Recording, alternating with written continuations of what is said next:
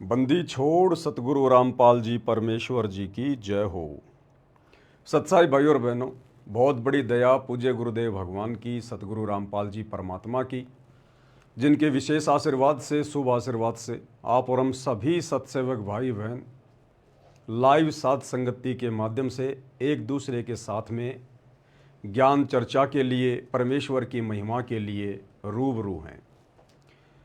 भाई और बहनों, इस वक्त कलयुग की बिचली पीढ़ी का ये बिल्कुल प्राइम टाइम है।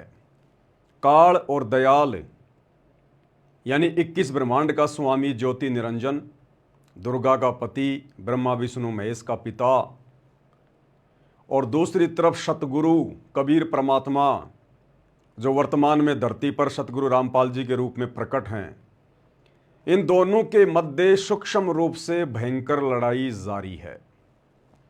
काल पूरी कोशिश कर रहा है अपने एजेंटों के माध्यम से भक्ति मार्ग को ढीला करवाने के लिए, आत्माओं के मन में शंका और संदेह पैदा करवाने के लिए, गुरुदेव भगवान और उनकी सत भक्ति से दूर करने के लिए, उन तमाम भक्ति कर्मों से दूर करने के लिए जिन भक्ति कर्मों के करने से सतगुरु प्रसन्न होता है।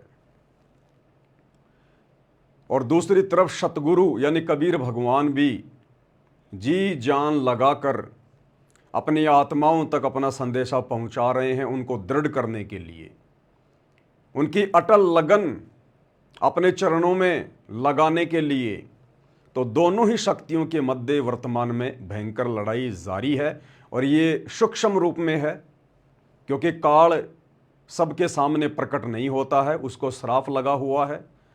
वो घटिया चाल चलेगा, शाम दाम दंड भेद जैसी घटिया नीति अपनाएगा, मर्यादा तोड़कर भक्ति कर रहे भक्तों के अंदर कुप्रेरणा करेगा या उनके अंदर स्वयं प्रेत की तरह प्रवेश करके अपना कार्य सिद्ध करेगा।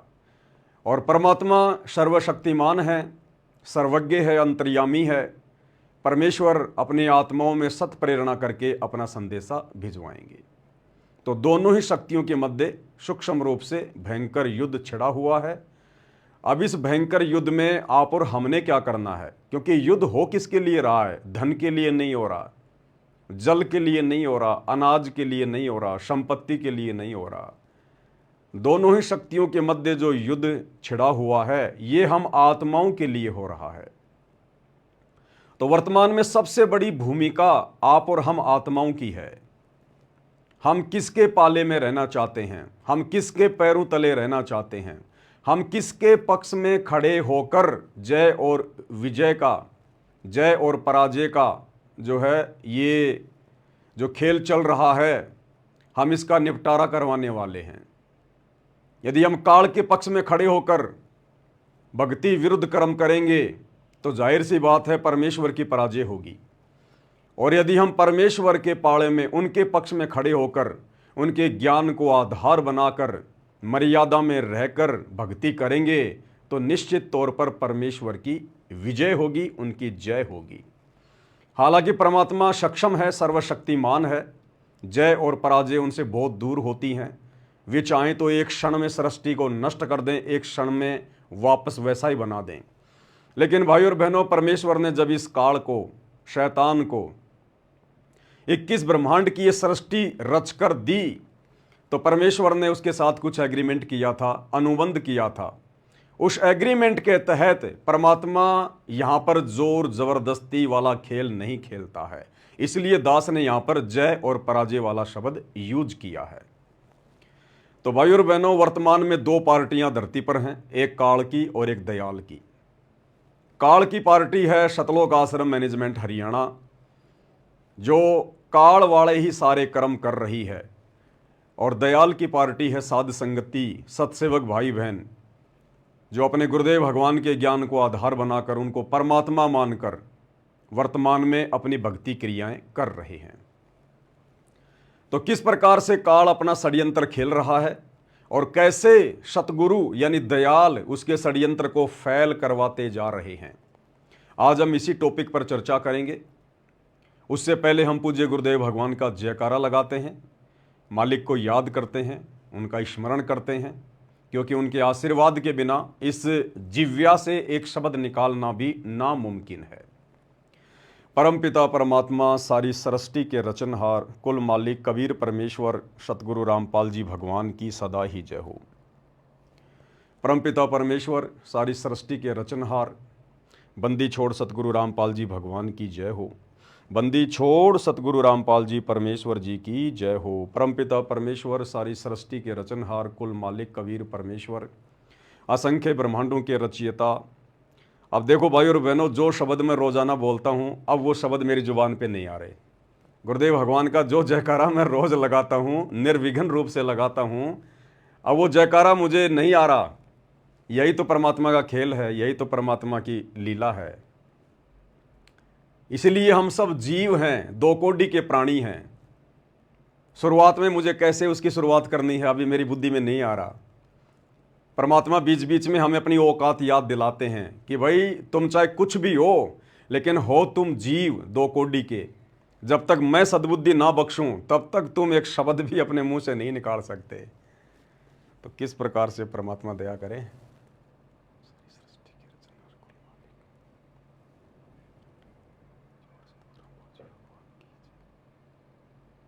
रियल में भाई और बहनों, गुरुदेव भगवान के चरणों की सौगंध खाकर दास कह रहा, कोई मजाक नहीं कर रहा। जो परमात्मा का जयकारा मैं आंख बंद करके बोल देता हूं अब मेरी जुबान पे नहीं आ रहा, क्योंकि हम जीव हैं, हमारी कोई औकात नहीं है। हमारा रिमोट हमारे गुरुदेव भगवान के हाथ में है। वो जब चाहेंगे जैसा चाहेंगे वैसा ही बुलवाएंगे, उतना ही बुलवाएंगे। एक बार दास को देखना पड़ेगा किस प्रकार से बोलते हैं। आज दोपहर में लाइव आए थे, उस वीडियो से थोड़ा सा आइडिया लगेगा एक बार। बंदी छोड़ सतगुरु रामपाल जी परमेश्वर जी की जय हो। सत्साई भाई और बहनों, छोटा सा लाइव है, छोटी सी सूचना है। आज 27 मई 2000 आ गया। बंदी छोड़ सतगुरु रामपाल जी भगवान की जय हो। परमपिता परमेश्वर सारी सृष्टि के रचनहार कुल मालिक असंख्य ब्रह्मांडों के रचयिता जगत गुरु तीनों लोकों में प्रवेश करके सबका भरण पोषण करने वाले राजाधिराज आत्माधार नाथों के नाथ देवों के देव महादेव सर्वेश्वर महेश्वर मृत्युंजय अजरो अमर आदि अनादि सनातनी प्रभु जगत पिता जगदीश्वर श्री श्री 1008 की उपाधि के वास्तविक अधिकारी अकाल मूर्त शब्द स्वरूपी राम वासुदेव सर्वगतम ब्रह्म परम पूज्य प्रथम पूज्य परम संत परम पुरुष परम धनी परम दयालु सत्य कबीर हक्का कबीर अल्लाहु अकबर बाखबर अल्लाह ताला जगत के तारणहार जगत के मुक्तिदाता जगत के जगन्नाथ हारे के सहारे हिंदुओं के राम मुसलमानों के अल्लाह सिखों के वाहिगुरु ईसाइयों के मसीह दया के सागर दयानिधि करुणा के सागर करुणानिधि स्वयंभू परिभू संकट मोचन कष्ट हरण मंगल करण दुख भंजन अविगत कबीर निर्विकार निर्विषम परमात्मा अलय अलेख सतगुरु आदि अनादि सतगुरु असली मर्यादा पुरुषोत्तम असली राम असली कृष्ण असली घनश्याम असली मुरारी राजाओं के राजा महाराजाओं के महाराजा शहनशाहों के शहनशाह सम्राटों के सम्राट भगवानों के भगवान अल्लाहों के अल्लाह प्रभुओं के प्रभु मसीहाओं के मसीह सच्चे वाहिगुरु बाबाओं के बाबा पीरों के पीर सेठों के सेठ जगत सेठ सावड़सा सेठ सर्वगुण संपन्न अनंत कोटि कलाओं के स्वामी अनंत कोटि ब्रह्मांडों के नायक योगियों में महायोगी ध्यानियों में महाध्यानी सिद्धों में परम सिद्ध ज्ञानियों में तत्व ज्ञानी ब्रह्म ज्ञानी महाज्ञानी परम ज्ञानी सर्वश्रेष्ठ ज्ञानी विज्ञानी युवा कबीर समरथ कबीर असमवात अमित ओजा सच्चे रहनुमा करीम अल्लाह सुभान अल्लाह दुनिया के अंतिम पैगंबर 8 सितंबर 1951 से गांव धनाना जिला सोनीपत हरियाणा भारतवर्ष की पावन भूमि पे प्रकट रियल कल की भगवान श्री नारायण साकार हरि श्री बाबा साहेब नूर अनंत परमात्मा सच्चे दरवेश सच्चे बाखबर संत शिरोमणि सतगुरु रामपाल जी परमेश्वर जी के चरण कमल में साध संगति से जुड़े हुए देश विदेश से आप और हम सभी सत्सेवक भाई बहनों का अनंत कोटि दंडवत प्रणाम। सत्साई भाई और बहनों, गुरुदेव भगवान के आशीर्वाद से वर्तमान में साध संगति में जो सेवा चल रही है, पांति पंच पहोप कर पूजा देव निरंजन और न दूजा, घर घर में परमेश्वर की आत्माओं के यहाँ पर गुरुदेव भगवान की आरती उतारने के लिए 5 दीपक वाली थाली भेजने की सेवा अनवरत जारी है। और परमेश्वर की आत्माएं अपने परमेश्वर को पहचान कर, गुरु को परमात्मा के रूप में मानकर उमड़ उमड़ कर थालियाँ मंगवा रही हैं। और जो आत्मिक आनंद आत्माओं को परमेश्वर की आरती के साथ आरती करने में आ रहा है, उसका वर्णन नहीं किया जा सकता। क्योंकि असंख्य युगों के बाद, अनंत युगों के बाद आप और हमारा बिल्ली के भाग का छीका टूटा है। आज हमें गुरु रूप में परमात्मा समझ में आया है, तो अब भला आत्मा कैसे पीछे रह सकती हैं भक्ति का अमृत पान करने से? अब आत्माएं कैसे पीछे रह सकती हैं अपने गुरुदेव भगवान को प्रसन्न करने से? जी जान लगा देंगे, आवश्यकता पड़ी तो खून का कतरा कतरा बहा देंगे, अपने परमेश्वर के चरणों में उनकी सेवा में कुर्बान कर देंगे। उदाहरण दिए हैं गुरुदेव ने आज से पहले कि ये परमात्मा ऐसे नहीं मिलता, इतनी आसानी से नहीं मिलता। मंसूर जैसों ने खून का कतरा कतरा, शरीर का अंग अंग कटवाया इस परमात्मा की प्राप्ति के लिए। मीराबाई ने 600 साल पहले लड़की होकर समाज से वो संघर्ष किया जो संघर्ष शायद वर्तमान की कलयुग की बिचली पीढ़ी की 21वीं सदी की पढ़ी लिखी माता बहनें भी नहीं कर सकती। धना भगत, नरसी भगत, इन्होंने ऐसी ऐसी कुर्बानियां दी जो कुर्बानियां वर्तमान के लोग शायद ही दे पाए।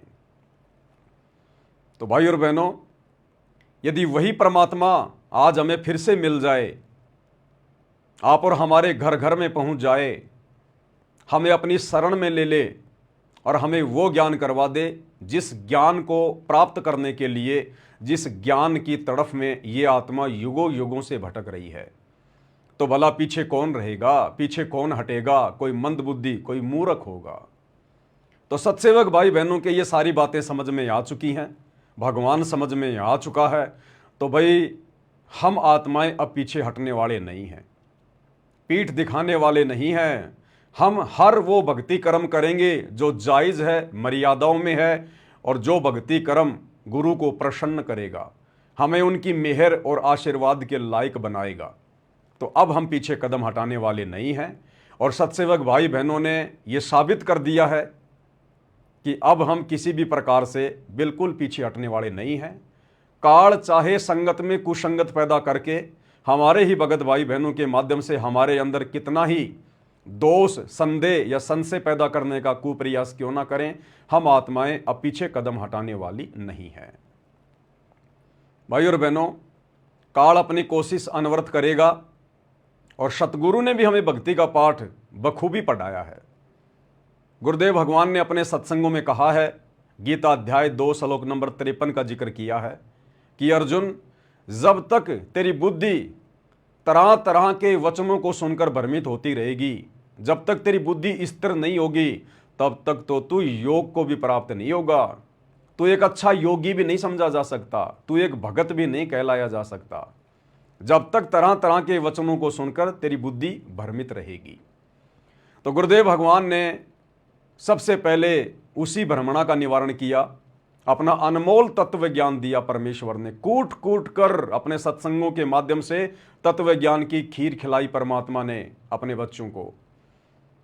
और आज गीता अध्याय 2 श्लोक नंबर 53 के आधार से अगर इस पृथ्वी पर कोई आत्मा है, कोई सूरवीर आत्माएं हैं, परमेश्वर की विशेष आत्माएं हैं, परमात्मा चाहने वाली आत्मा हैं, मोक्ष की अधिकारी आत्मा हैं, तो साध संगति से जुड़े हुए सत्सेवक भाई बहन हैं, जिनकी बुद्धि परमेश्वर को लेकर, परमात्मा को लेकर, कबीर साहिब कौन हैं, इस बात को लेकर स्थिर हो चुकी है। अब यदि ये काल स्वयं पृथ्वी पर उतर कर आ जाए तो भी सत्सेवक भाई बहनों को भ्रमित करने में नाकामयाब ही रहेगा। और यही चाहते हैं परमात्मा, इतनी ही दृढ़ता चाहते हैं, इतना अंधविश्वास अपने गुरु पर ज्ञान को आधार बनाकर जिसको हो जाएगा, उस आत्मा के मोक्ष में फिर इस कलयुग की पिछली पीढ़ी में कोई संशय नहीं होता। लेकिन काल की कोशिश रहेगी, काल का प्रयास है संशय पैदा करना, और तो कुछ वो कर नहीं सकता, क्योंकि हम सतगुरु की शरण में हैं, मर्यादा में रहकर गुरु को परमात्मा मानकर ज्ञान को आधार बनाकर भक्ति कर रहे हैं, समर्थ सतगुरु ने अपना रक्षा कवच अपने सत्सेवक बच्चों के चारों तरफ, उनके घरों के चारों तरफ बना रखा है। तो काल का वैसे तो कहीं कोई दाव लग नहीं रहा। उसका एक ही दाव है कि संगत माही कुसंगत उपजय, जैसे बन में बांस आप घिस घिस आग लगा ले, करे बन खंड का विनाश। क्योंकि जगत वाले तो जानते ही नहीं साध संगति क्या है, संत रामपाल जी कौन है, उनका मिशन क्या है। तो काल किन के माध्यम से भ्रमित करवाने का प्रयास करेगा? हमारे ही भगत भाई बहनों के माध्यम से, जो साध संगति से बागी हो चुके हैं अपनी नालायकी के कारण, अपने कमजोर संस्कारों के कारण, या कुछ एक आत्माएं जो सतलोक आश्रमों से जुड़ी हुई है, जो अपनी मंदबुद्धिता के कारण, अज्ञानता के कारण साध संगति का विरोध कर रहे हैं, अपने ही भगवान के वचनों का विरोध कर रहे हैं, सत्संगों का विरोध कर रहे हैं, यथार्थ 13वें कबीर पंथ का साध संगति का विरोध कर रहे हैं। और लगातार ये कुप्रयास काल करता आ रहा है। और हर बार परमात्मा ऐसी चोट मरवाते हैं साध संगति के माध्यम से कि महीने डेढ़ महीने तक तो काल बिल्कुल बेहोश हो जाता, बेहोश। जब उसे होश आता है तो डर के मारे फिर से नया षड्यंत्र खड़ा करता है। और ऐसा ही एक नया षड्यंत्र उसने फिर से खड़ा किया है, लेकिन वो तो बहुत हल्का सा है, ऊंट के मुंह में जीरे के समान, हाथी के सामने चींटी के समान। कुछ एक भगत भाई बहन जो पहले साध संगति में थे, बीच में मर्यादाओं में रहे नहीं, साध संगति से बागी हो गए, ना घर के ना घाट के, वो इस प्रकार की छोटी मोटी भ्रमणाएं संगत में पैदा करते रहते हैं। उनमें एक प्राणी का नाम है दर्शन दास जी, मध्य प्रदेश के।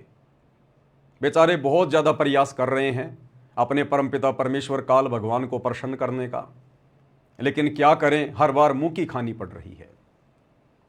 हर बार परमात्मा वीडियो बनवाकर ज्ञान आधार से उनके हर एक प्रश्न का प्रमाणित उत्तर दिलवा देते हैं।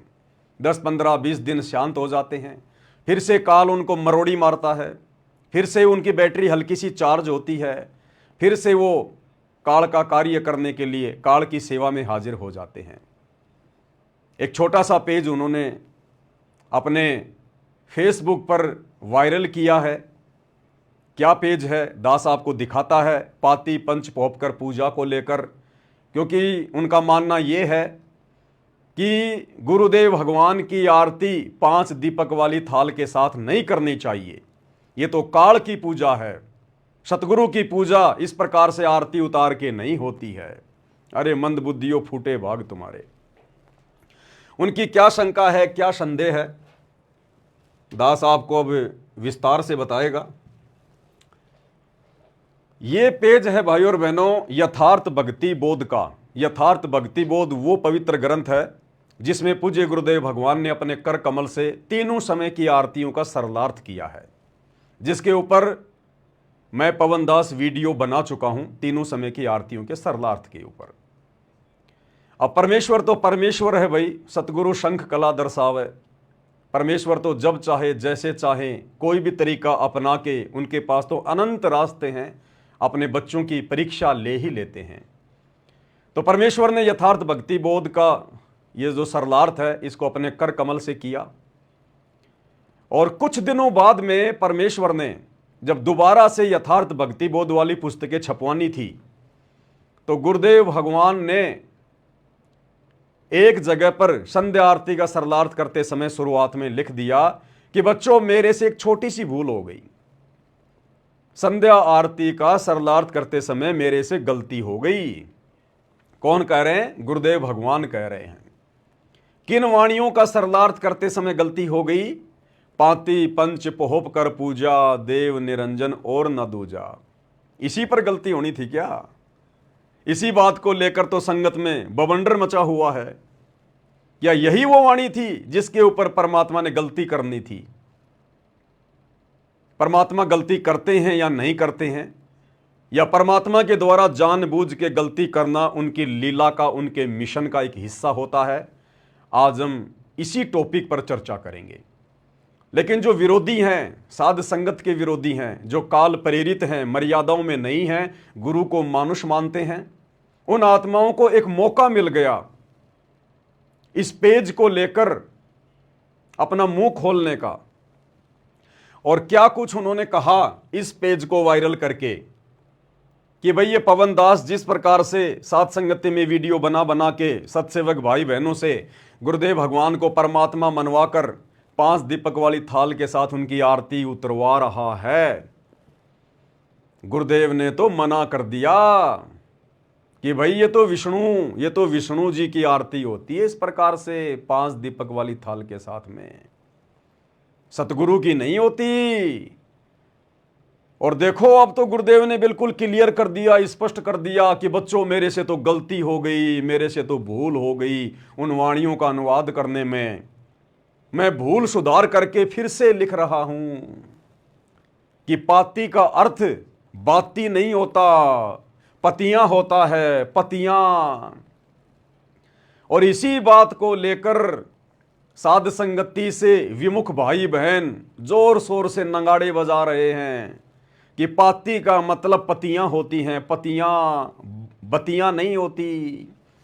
तो एक बार भाई बहनों आपको दिखा देते हैं कहां परमेश्वर से गलती हुई है, कहां परमात्मा से भूल हुई है।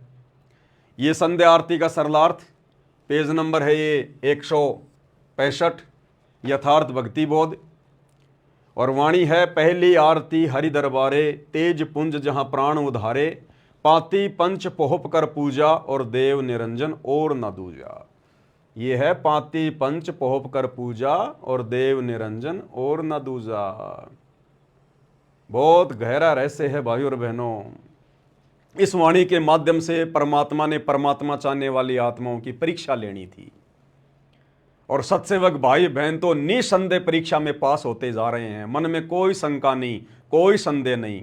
और जो विरोधी हैं उनको काल प्रेरणा से मौका मिल रहा है अपने कर्म फोड़ने का। तो आगे चलकर गुरुदेव भगवान ने इन वाणियों का क्या सरलार्थ किया है ये देखिएगा भाई और बहनों। यहां पर गुरुदेव ने क्या लिखा है।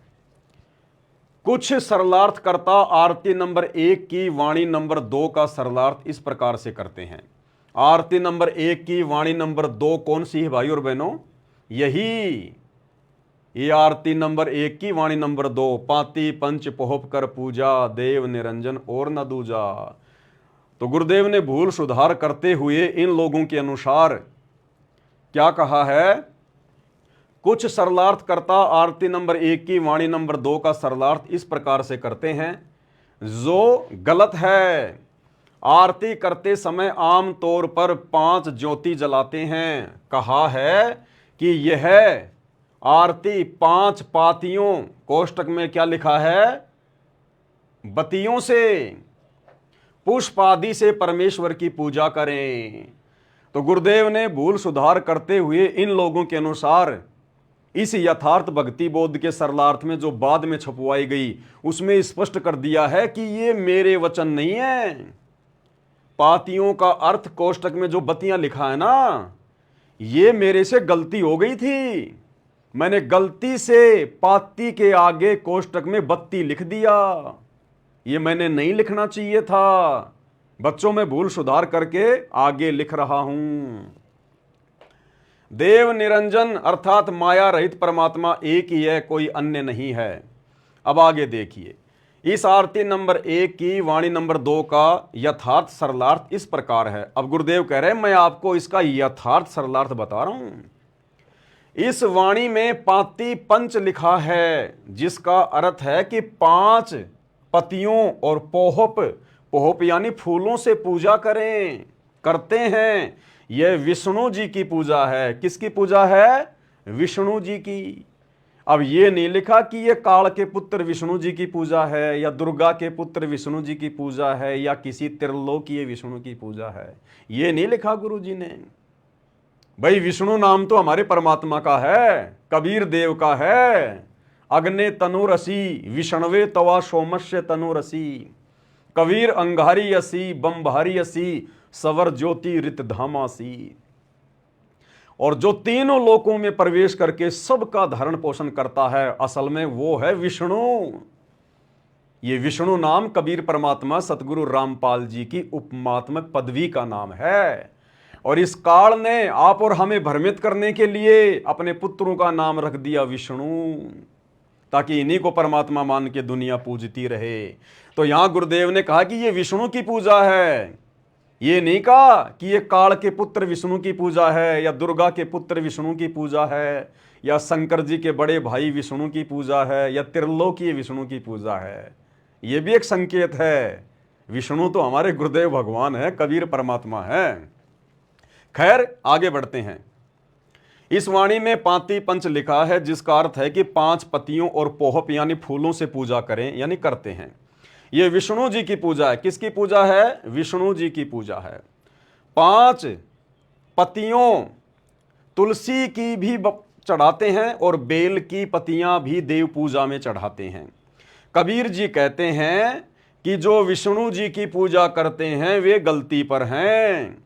सत्य पुरुष के अतिरिक्त कोई निरंजन यानी माया रहित देव यानी भगवान नहीं है, यानी सत्य पुरुष के अलावा कोई पूज्य देव नहीं है। ध्यान रखना भाई और बहनों, यह भी तो हमारे गुरुदेव भगवान ने लिखा है ना कि सत्य पुरुष के अलावा और कोई पूज्य देव नहीं है, यानी पूजा किसकी करनी चाहिए? सत्य पुरुष की। यह पॉइंट आगे काम आएगा इसी वीडियो में जब हम ज्ञान गंगा का एक पेज देखेंगे।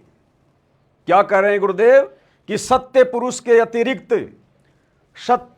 के अतिरिक्त कोई पूज्य देव नहीं है, यानी सत्य पुरुष कबीर जी के अलावा और किसी की पूजा नहीं करनी चाहिए और कोई पूजा के लायक नहीं है। आगे बढ़िएगा, ध्यान दें। इस वाणी में पाती पंच लिखा है। क्या लिखा है? पाती पंच, न कि बाती पंच। बाती यानी बतियां और पाती यानी पतियां। तो गुरुदेव कह रहे हैं कि इस वाणी में पाती पंच लिखा है, ना कि बाती पंच। बाती का अर्थ है ज्योति तथा पाती का अर्थ है पत्ता। अंग्रेजी में लिखा है लीफ, यानी किसी भी पेड़ का पत्ता, किसी पौधे का पत्ता, तुलसी का पत्ता। पाती यानी पत्ता। कौन कह रहे हैं? गुरुदेव भगवान कह रहे हैं। अब यहां क्या कह रहे हैं गुरुदेव भगवान? भूल सुधार। भूल सुधार यानी बच्चों मेरे से भूल हो गई, मेरे से गलती हो गई पहले अनुवाद करते समय। अब मैं माफी मांग रहा हूं बच्चों, मैं अपनी गलती स्वीकार कर रहा हूं। कौन कह रहे हैं? सतगुरु रामपाल जी भगवान, सारी सृष्टि के मालिक। इन लोगों के अनुसार, क्योंकि ये गुरु को मानुष मानते हैं, इन लोगों को लगता है कि गुरु गलती भी कर सकता है, तभी तो बड़े जोश में आकर इन्होंने ये पर्चा वायरल किया है। अब भूल सुधार, कौन? सतगुरु रामपाल जी भगवान अपनी भूल को सुधार रहे हैं। यथार्थ भक्ति बोध जो पहले छपी है उसमें प्रिंटिंग में कुछ गलती रह गई थी, वह अब शुद्ध कर दी है। आरती नंबर 1 की वाणी नंबर 2 का यथार्थ सरलार्थ प्रिंट करते समय गलती से छूट गया था। तो इस पेज को लेकर विरोधियों को काल प्रेरणा से एक मौका मिल गया कि पवन दास तो वास्तव में पाखंड फैला रहा है। पाती पंच पोहप कर पूजा भगवान की नहीं होती, गुरु जी की नहीं होती, ये तो विष्णु की होती है। अब देखो गुरु जी ने अपनी गलती भी स्वीकार कर ली कि बच्चों मेरे से तो गलती हो गई थी और मैं अपनी भूल में सुधार कर रहा हूं। भाई और बहनों, कलयुग की बिचली पीढ़ी है। ठोक कर परमेश्वर ने ज्ञान दिया है, ठोक कर। परीक्षा भी ठोक ठोक के लेगा, ठोक ठोक के। और ये परीक्षा किसी और की नहीं है। तत्व भेद से सत्सेवकों के अलावा और किसी को कोई मतलब नहीं है। एक होता तत्व ज्ञान, एक होता तत्व भेद। और परमात्मा कहते हैं तत्व भेद एक न्यारा रे साधो भाई, तत्व भेद एक न्यारा।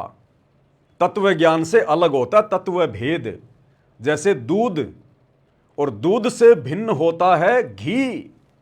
निकलता दूध से ही है, लेकिन उसकी प्रोसीजर है, उसको मथना पड़ता है, रगड़ना पड़ता है, मेहनत करनी पड़ती है, तब जाकर दूध से मक्खन निकलता, घी निकलता है। इसी प्रकार गुरुदेव ने हमें जो ये तत्व ज्ञान दिया है, इस तत्व ज्ञान पे जब हम डिस्कस करेंगे, चिंतन मनन करेंगे, विचार करेंगे, थोड़ा दिमाग पे जोर लगाएंगे, फिर वो तत्व भेद निकल के आएगा, तत्व भेद। और वो तत्व भेद ऐसे नहीं निकल सकता, ऐसे कोई निकाल नहीं सकता जब तक स्वयं सतगुरु का आशीर्वाद ना हो। तो क्या कहते हैं परमात्मा, कौन निकाल पाएगा वो तत्व भेद मेरे तत्व ज्ञान से, मेरे सत्संगों से। तत्व भेद एक न्यारा रे साधो भाई, तत्व भेद एक न्यारा, समझेगा कोई गुरुमुख प्यारा, तत्व भेद एक न्यारा। गुरुमुख प्यारा, उन आत्माओं पे दया होती है तत्व भेद समझने की। गुरुमुख प्यारा, अब गुरुमुख प्यारा कौन होगा? जो अपने गुरु जी के साथ साथ अपने दरबार में दाढ़ी मूंछ वाले नकली कबीर की फोटो को भी पूजेगा, दंडोत करेगा, उसके आगे जोत जलाएगा, उसका कबीर प्रकट दिवस मनाएगा जून के महीने में, गले में लॉकेट में दाढ़ी मूंछ वाली कबीर जी के नकली फोटो टांग के रखेगा।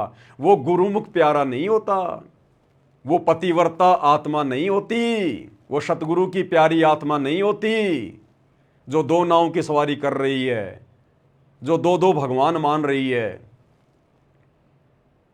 गुरुमुख प्यारी आत्मा होती है अपने गुरु को परमात्मा मान के मर्यादा में रह के भक्ति करने वाली आत्मा।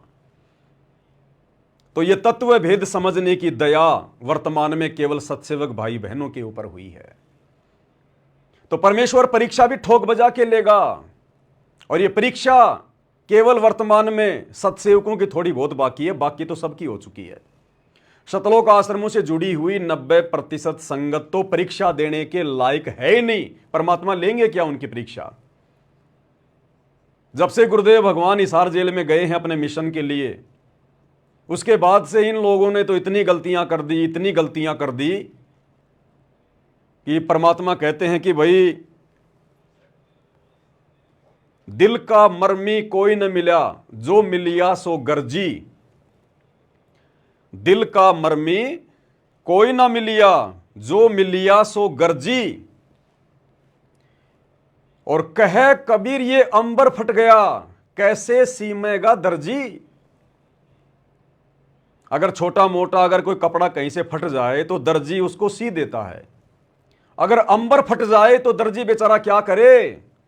तो परमेश्वर कहते हैं मन का महरमी कोई ना मिलिया, जो मिलिया सो गर्जी।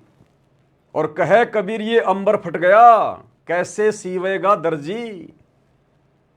तो सतगुरुदेव भगवान इनकी कैसे परीक्षा लें? ये तो परीक्षा देने के योग्य नहीं है। कोई भी मर्यादा इन्होंने अपने गुरुदेव भगवान की सुरक्षित छोड़ी नहीं है। 2019 में गंदी राजनीति कांग्रेस का समर्थन करके, 2024 वर्तमान में गंदी राजनीति बीजेपी का समर्थन करके, जाटों की धर्मशाला में भक्तों का ज्योति पाठ और दान का पैसा लगा के खाली मान बढ़ाई के लिए, धनाना गांव में स्टेडियम बनवा के, जाटों के आरक्षण में भगत भाई बहनों को बैठा के, आनंदपाल जैसे गुंडों की, गैंगस्टरों की सीबीआई जांच का समर्थन करवा के 5-5 लाख रुपया उनको चंदे में देकर, अयोध्या में काल के पुत्र विष्णु के अवतार श्री रामचंद्र जी के निमित्त होकर भंडारा लगाना, काल पुजारियों के लिए काल उपासना को बढ़ावा देना, और भी ना जाने भाई और बहनों कितने कर्म जीव में छाले पड़ जाते हैं बोलते बोलते। तो इन्होंने तो अंबर को फाड़ दिया। अंबर को अगर कोई एक आध मर्यादा तोड़ी होती तो सतगुरु विचार भी करता। इन्होंने तो मर्यादाओं की धज्जियां उड़ा दी, धज्जियां रौंद के रख दिया।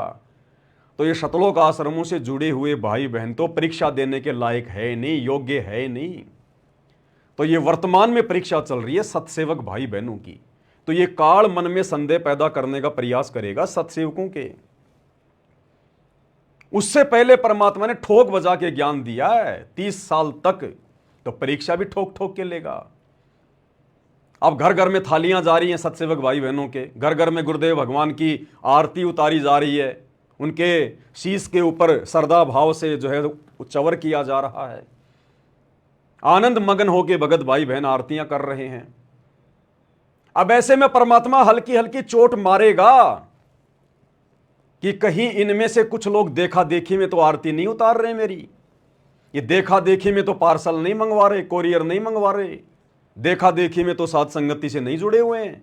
क्योंकि देखा देखी वालों का साथ संगति में कोई लेन देन नहीं है, कोई जगह नहीं है। उस गंदगी को परमात्मा नहीं रखेगा। किसी न किसी बहाने, किसी न किसी परीक्षा के माध्यम से उसको परमात्मा साइड में करेगा। इसलिए यह पर्चा वायरल हुआ है। काल तो अपनी कोशिश करता है और सतगुरु काल की कोशिश में ही वो अपने भक्तों की परीक्षा ले लेता है।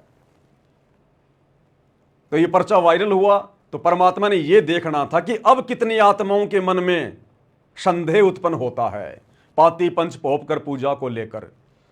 किन किन आत्माओं के मन में यह आएगा कि लो भाई ये तो वास्तव में गुरुजी से गलती हो गई थी। अरे गुरुजी खुद ही स्वीकार कर रहे हैं, गुरुजी खुद ही भूल सुधार कर रहे हैं कि बच्चों मेरे से गलती हो गई। तो जो कमजोर आत्माएं होंगी उनके मन में तुरंत संदेह उत्पन्न हो जाएगा कि वास्तव में कहीं हम इस पवनदास के कहने से तो ये गुरुजी की आरती नहीं उतार रहे, गुरुजी ने तो खुद ही भूल सुधार कर ली कि बच्चों मेरे से गलती हो गई।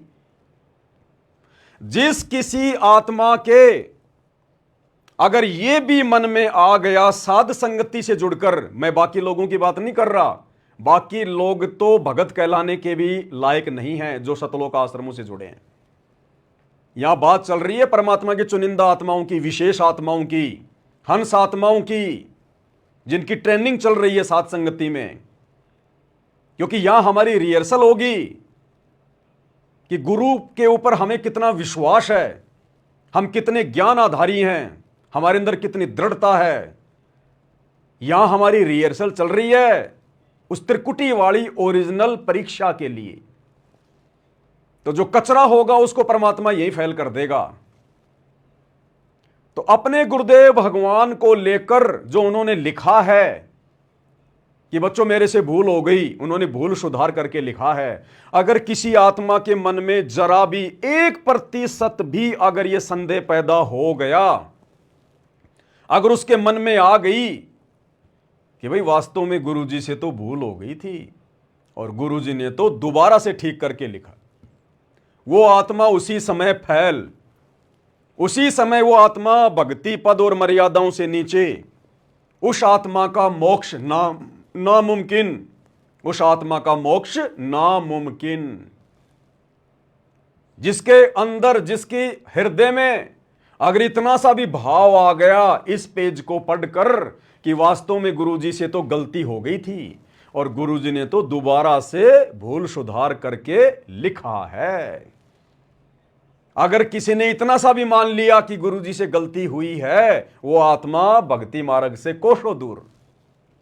ये सूक्ष्म खेल है भाई और बहनों। सतगुरु का और शिष्य का विश्वास रूपी कच्चे धागे से आपस में जोड़ होता है, कच्चे धागे की तरह रिश्ता होता है गुरु और शिष्य का। अगर मन में जरा भी मलिनता आ गई, जरा भी दोष आ गया किसी भी पॉइंट पे, किसी भी बात को लेकर, किसी के भी कहने से, उसी समय हम भक्ति पद और मर्यादाओं से नीचे गिर जाते हैं। ये सूक्ष्म खेल है। ये कनेक्शन और ये डिस्कनेक्शन ऑटोमेटिक होता है, ऑटोमेटिक। तो ये हमारी परीक्षा के लिए कि भक्तों के मन में क्या संदेह उत्पन्न होता है, ये हम सत्सेवक भाई बहनों की परीक्षा के लिए परमेश्वर ने अपनी लीला के तहत जानबूझकर गलती करने की लीला की। गलती शब्द परमात्मा के नजदीक भी नहीं होता है। अरे वो भगवान जिसने 6 दिन में सृष्टि रची, 7वें दिन तख्त पे जा बैठा।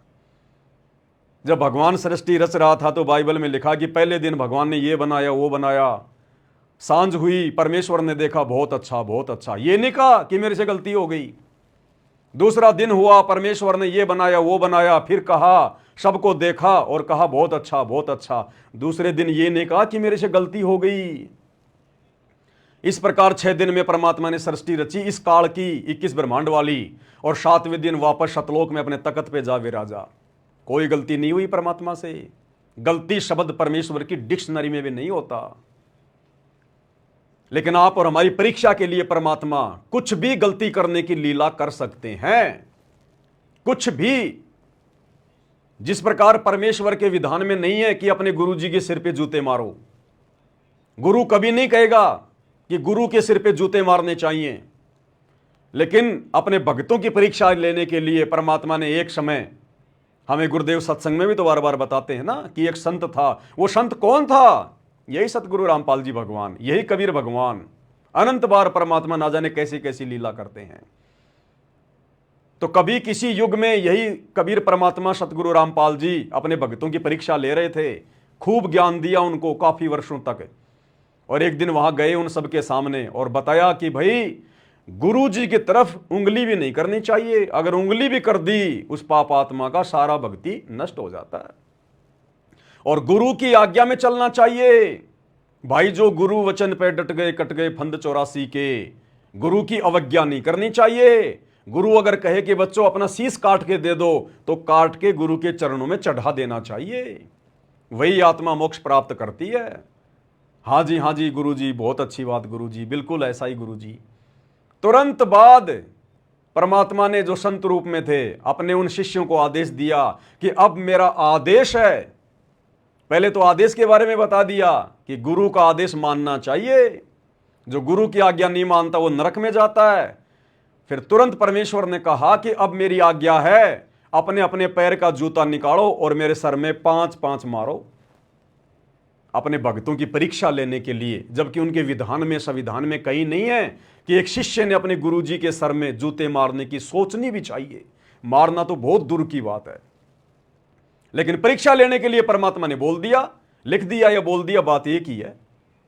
इसी प्रकार ये आप और हम भगत भाई बहनों की परीक्षा के लिए कि ये खाली देखा देखी में पांति पंच पोप कर पूजा, सुबह और शाम की आरती में 5 दीपक के साथ मेरी आरती उतार रहे हैं, या कुछ ज्ञान आधार से मन में इनके श्रद्धा भी है, दृढ़ता भी है या नहीं है, या खाली देखा देखी में ही। तो ये उन भगत भाई बहनों की परीक्षा थी जो कमजोर आत्माएं होंगी, जो देखा देखी में आरती कर रही होंगी। उनके मन में अगर इस प्रकार का दोष उत्पन्न हुआ, किसी के भी मन में, भाई 100 बार नाक रगड़ के रो रो के दरबार साहिब के सामने गुरुजी से माफी मांगना शुरू कर देना। अब ये परमेश्वर के ऊपर है, वो माफ करे ना करे। भाई अगर जरा भी किसी में संदेह उत्पन्न हुआ है तो ये हमारी परीक्षा के लिए। अरे भगवान अगर गलती करेगा तो सृष्टि कौन चलाएगा? कैसे चल सकती है सृष्टि? अगर सतगुरु रामपाल जी भगवान संध्या आरती का सरलार्थ करते समय अगर गलती कर रहे हैं तो क्या गारंटी है कि 30 साल से उन्होंने जो हजारों की संख्या में सत्संग किए हैं उनमें गलती नहीं होगी? जब एक गलती हो सकती है तो 2 भी हो सकती है, 3 भी हो सकती है। क्या गारंटी है कि उनकी पुस्तकों में कहीं कोई गलती नहीं होगी? और क्या गारंटी है कि सतगुरु रामपाल जी आगे सत्संगों में कोई गलती ना करें? अगर उन्होंने शुरू में गलती अगर वो की है तो भाई और बहनों, ये तो सोचना भी मत कभी सौपन में भी कि गुरुजी से गलती हो गई होगी। इस गलती शब्द को जो हमारे गुरुजी के साथ में जुड़ा है, आग लगा देना, इसको काट के फेंक देना, इसको गलती शब्द को, भूल शब्द को। ना सतगुरु से भूल होती, ना सतगुरु से गलती होती। अपने बच्चों की परीक्षा लेने के लिए वो लाख बार भूल करने की लीला करे, लाख बार जानबूझ के गलतियां करने की लीला करे, ये उनकी मौज। तो ये हमारी परीक्षा के लिए था भाई और बहनों। लेकिन बड़ी खुशी की बात है, दास 2 या 3 दिन से यही देख रहा था कि मेरे पास में किसी का कोई मैसेज आता है या नहीं आता है कि भगत जी देखो यहां तो गुरुजी ने गलती कर दी। लेकिन शुक्र, एक भी आत्मा का ये पर्चा मेरे पास में पर्सनल नहीं आया, किसी ने नहीं भेजा। और सब भगत भाई बहन यही लिख के भेज रहे हैं इसके जवाब में फेसबुक पे, व्हाट्सएप पर, कि ये तो सतगुरु की लीला है, सतगुरु शंख कला दर्शावे, ये तो सतगुरु की लीला है अपने बच्चों की परीक्षा लेने के लिए। तो भाई और बहनों, ये साध संगति से जुड़कर गुरुदेव भगवान के आशीर्वाद का नतीजा है कि हमारे मन में काल तनिक भी संदेह पैदा नहीं कर पा रहा है। अब भाई और बहनों, थोड़ा ज्ञान आधार से चर्चा करेंगे। अभी तक तो दास ने आपको केवल मौखिक बताया है। अब आपको यह दृढ़ विश्वास हो जाएगा जब हम आगे कुछ और पढ़ेंगे यथार्थ भक्ति बोध के अनुवाद में, फिर हमें पक्का हो जाएगा कि वास्तव में हमारे गुरुदेव भगवान ने हमारी परीक्षा के लिए यहां पर इस प्रकार से लिखा है, भूल सुधार। तो यह आपने देख लिया यथार्थ भक्ति बोध का पेज नंबर 165। अब हम चलते हैं, ये पीडीएफ है उसी यथार्थ भक्ति बोध की, उसी यथार्थ भक्ति बोध की जिसको सतगुरु रामपाल जी परमेश्वर जी ने अपने कर कमल से लिखा है। जीव हमारी जाति है, मानव धर्म हमारा, हिंदू मुस्लिम सिख ईसाई धर्म नहीं कोई न्यारा। भाई और बहनों, ये भूमिका का 2nd पेज है। पीडीएफ आप जी डाउनलोड कर सकते हैं या आपके पास में पुस्तक होगी, आप खोल के देख सकते हैं। ये भूमिका का, यथार्थ भक्ति बोध की भूमिका का 2nd पेज है। अब इसमें हम चलते हैं भाई और बहनों। यहां पर गुरुदेव ने सब कुछ लिखकर अपना साइन मार रखा है संत रामपाल जी महाराज, लेखक और अनुवादक। अब क्या कह रहे हैं गुरुदेव भगवान कि मेरे से अनुवाद में भूल हो सकती है या नहीं हो सकती है, क्या है क्या नहीं है। इसी प्रकार परमेश्वर कबीर जी की वाणी तथा संत गरीबदास जी की वाणी का यथार्थ अनुवाद तत्वदर्शी संत ही कर सकता है। और तत्वदर्शी संत कौन होता है? तत्वदर्शी संत की भूमिका कौन करता है? स्वयं परमात्मा कबीर जी। और वर्तमान में धरती पर एकमात्र तत्वदर्शी संत कौन है? सतगुरु रामपाल जी। तो कौन हुए सतगुरु रामपाल जी? स्वयं कबीर भगवान। फिर भला कबीर भगवान की डिक्शनरी में भूल शब्द, गलती शब्द नहीं आ सकता। इस भक्ति बोध का हिंदी अनुवाद किया जाएगा, क्योंकि वर्तमान में सर्व बच्चे हिंदी तथा अंग्रेजी भाषी हो गए हैं। आने वाले समय में संतों की वाणी को अधिकतर क्षेत्रीय भाषा में बोली गई है। इसको यथार्थ रूप में जानना बहुत कठिन हो जाएगा। अनुवाद करता कौन? अनुवाद करता स्वयं गुरुदेव अपने विषय में कह रहे हैं। दोनों जुबानों का अनुभव रखता है, यानी हिंदी और अंग्रेजी। गुरुदेव भगवान कह रहे हैं कि मुझे बहुत अच्छे से आती हैं। लेकिन परमेश्वर तो हर भाषा का जानकार है। परमेश्वर तो पूरे विश्व की पूरी भाषाओं का जानकार है, सर्वज्ञ है, एक या दो भाषा नहीं।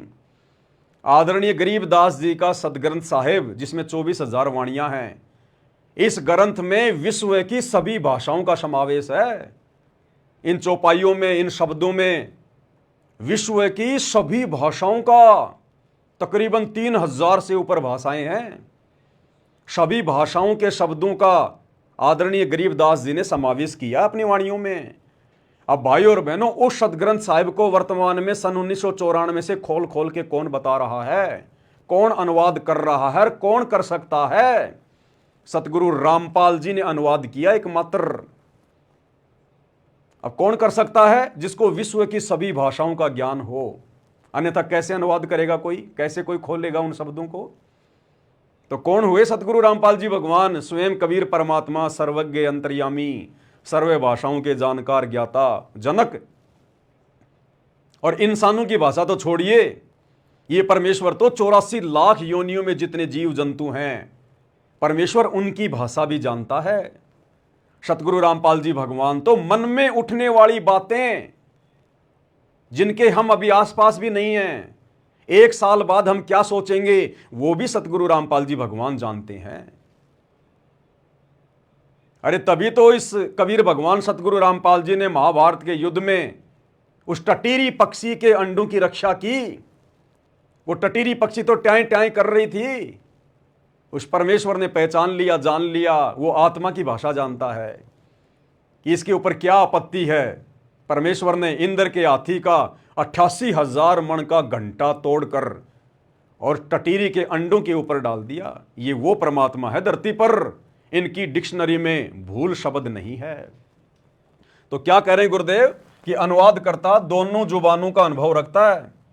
वर्तमान में विश्व में एकमात्र तत्वदर्शी संत हैं। गुरुदेव अपने लिए कह रहे हैं कि ये दास वर्तमान में पूरे विश्व में एकमात्र तत्वदर्शी संत है। अब तत्वदर्शी संत केवल कबीर भगवान ही होता है, दूसरा कोई नहीं होता।